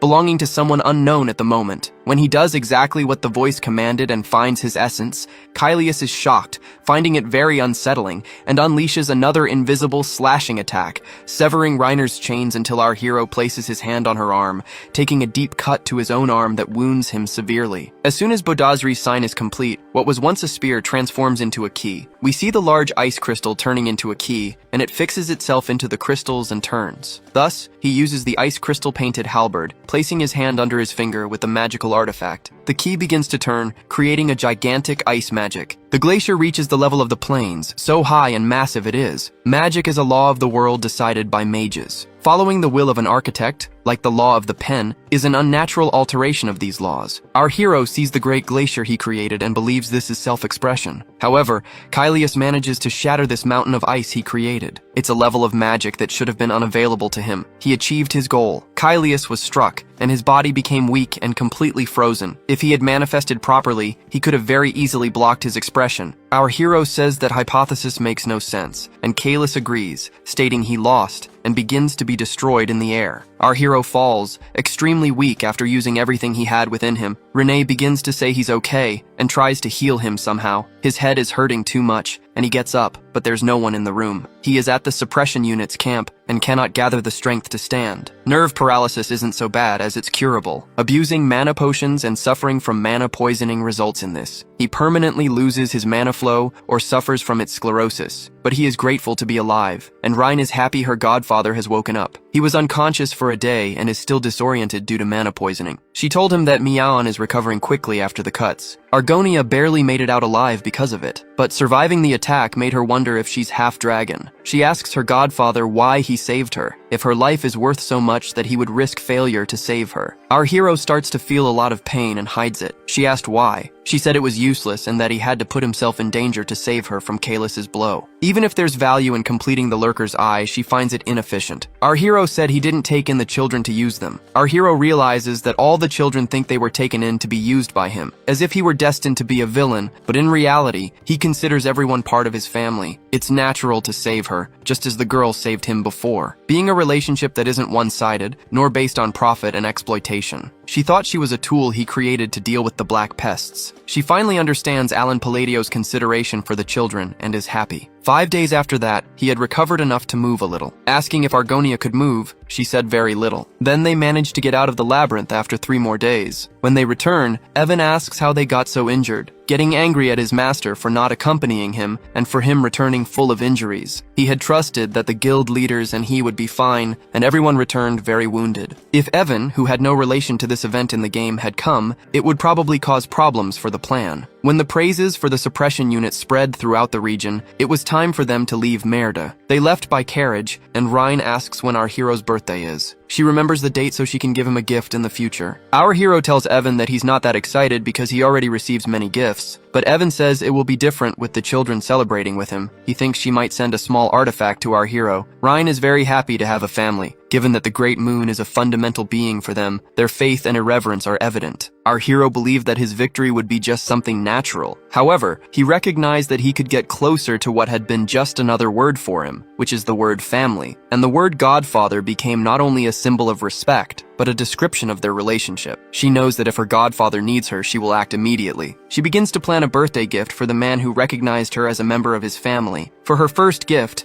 the Lord's castle will suffice in her view. As summer passed through the palace territory, winter arrived. He recovered from the poisoning symptoms and caught up on the piles of territorial work. Evan says a package arrived from the Altia estate and a communication crystal. The girl contacts him to say they will make a report for him. This is Duke Altia, and he is now the faction leader and won't get used to a duke bowing to a count. She tells how the Cal faction has been operating and handled the matters he requested. As of yesterday, the underworld of the Asteria Kingdom is under their faction's control. She congratulates our hero after he said they should clean up the underworld first. He said that without much thought, and things became reality. The underworld has countless organizations and was almost impossible to control. That's why he said something without much pretension. She said it was much easier because he had overthrown the leaders of the royalist and aristocratic factions. Our hero thought it was them, not him, but it was the other way around. She asks if the next step is to overthrow the king. Our hero asks them to keep things as they are, and they conclude the report and the meeting. He went from a master of shadows to the ruler of the underworld in the blink of an eye. An invitation to the royal ball arrives for Alan Palladio. His Majesty the King himself orders that the news be sent to him and that he be invited to the ball. All our hero wanted was a carefree, noble life. Not this anymore. Someone goes to the 5th floor of the labyrinth and didn't expect our hero to get so far, finding it very interesting and wondering if he'll endure next time. Meanwhile, he wondered why the queen had summoned him and knew it was because of the Cal faction. Asteria's 8th monarch, Cyan Cretinia, is the bearer of the Golden Archives, an ability passed down through the royal lineage. She possesses the ability to inherit information like game data, allowing her to pass her strength to the next generation. The existence of this ability is a powerful symbol of royal authority. When the 5 cardinal sins appear in Asteria in the game, she briefly joins the player's team and demonstrates incredible power. And now this queen will take action because of underworld dealings. Cyan was popular, and the community made memes of her being a guardian dragon. Our hero optimistically thinks this could be good, and that this incident might end up diminishing the Cal faction's power. If he doesn't anger the queen and has an excuse to stay on good terms with the faction, this could be good. He's basically an observer and a spectator, so I think everything will be fine. He doesn't think they are challenging the royalty's authority. We see a bandit placing his foot on the man wearing an eye mask, realizing he had died after they were asked to finish him off in the palace. Then the purple-haired man orders them to quickly eliminate the man he requested and threatens to call the assassin's boss. Baldy will confirm the situation and will become a scapegoat at this rate. He notices an anti-decomposition spell serving as a warning, which is an absurd threat. He knows the assassin's boss will freak out if he learns they lost their 100% success rate. The rumors that Count Alan is skilled are not lies. Baldy decides to ask someone who understands the matter and goes to Caliburn. He arrives behind a man who notices his presence, and Baldy realizes he should have erased his tracks. Then he appears with his scythe, poised to strike down the man, demanding information about Count Palacio. Even though he is his benefactor, with his life at risk, it's inevitable that he won't help him. As he moves to threaten God Michaelian, a wire appears around his neck. He looks up and notices people trapped in spider webs. They are evil, cursed spirits. God Michaelian notices that this bald man is also one of these agents of evil. Soon, the wires begin to bind him, preventing him from attacking God. He is severely wounded, and Michaelian is the man controlling these wires. Meanwhile, our hero attends the meetings and hears many absurdities, Essio wanting to marry him, and other discussions taking place. They notice that Renee is trying hard to calm Seorang, which is very unusual, so Renee's would like to make a proposal to Yucha. They also want to send report letters about the lurking eye. She wants to report this personally, and Yucha asks if she is doing a bad job. However, Renee's would like to convey this personally to our hero, as well as reports about her, and suddenly they notice she is smiling a lot. God Michaelian returns, stained with vital fluids, and apologizes for the delay. Before they begin the meeting, he has an urgent matter to discuss with them, saying that an organization known as the Agents has targeted the Great Moon. There are 15 in total, and he has already dealt with 3, leaving 12 members. He has already located several, and all the boys want to eliminate them. They plan to find out how strong they are before acting, gathering more information to devise a better plan. Everyone disagrees with Hadam, thinking he is a traitor for wanting to make a plan before simply attacking the agents. He wants to understand the situation first, before simply eliminating the agents. Being heavily judged, he says he is wrong and tells them to act first. Utia resumes the meeting before they deal with this situation. Hadam finds it absurd to be called a traitor, as he would never do such a thing. After all, he received the opportunity to gain power and revenge, and his loyalty is unwavering. However, he thinks everyone is too fanatical and devoted to the Great Moon. Back in the capital of Asteria, at the royal castle, our hero arrives and ascends the stairs. The leader of the Cao faction is so influential that all the nobles follow him. He is no longer an outcast as he was in the past, but he doesn't find this much better, as he hates being followed, because it seems he will lead a direct attack on the queen, which is why they follow him like this. But if everyone gets scolded together, his plan will be more effective. So he enters with his horde of nobles following him. He finds the royal palace an incredible place, and notices that the aristocratic and royalist factions are obvious. They came along because they think the Chaos faction will get scolded by the queen. All he will do is listen to the scolding and bow his head if that happens. He arrives and greets the great ruler who leads Asteria. The queen of Asteria, Cian Cretinia, asks if he is Count Palladio. The factions he defeated begin to get excited about the scolding he is about to receive. Then she grants him the title of Marquis at this moment.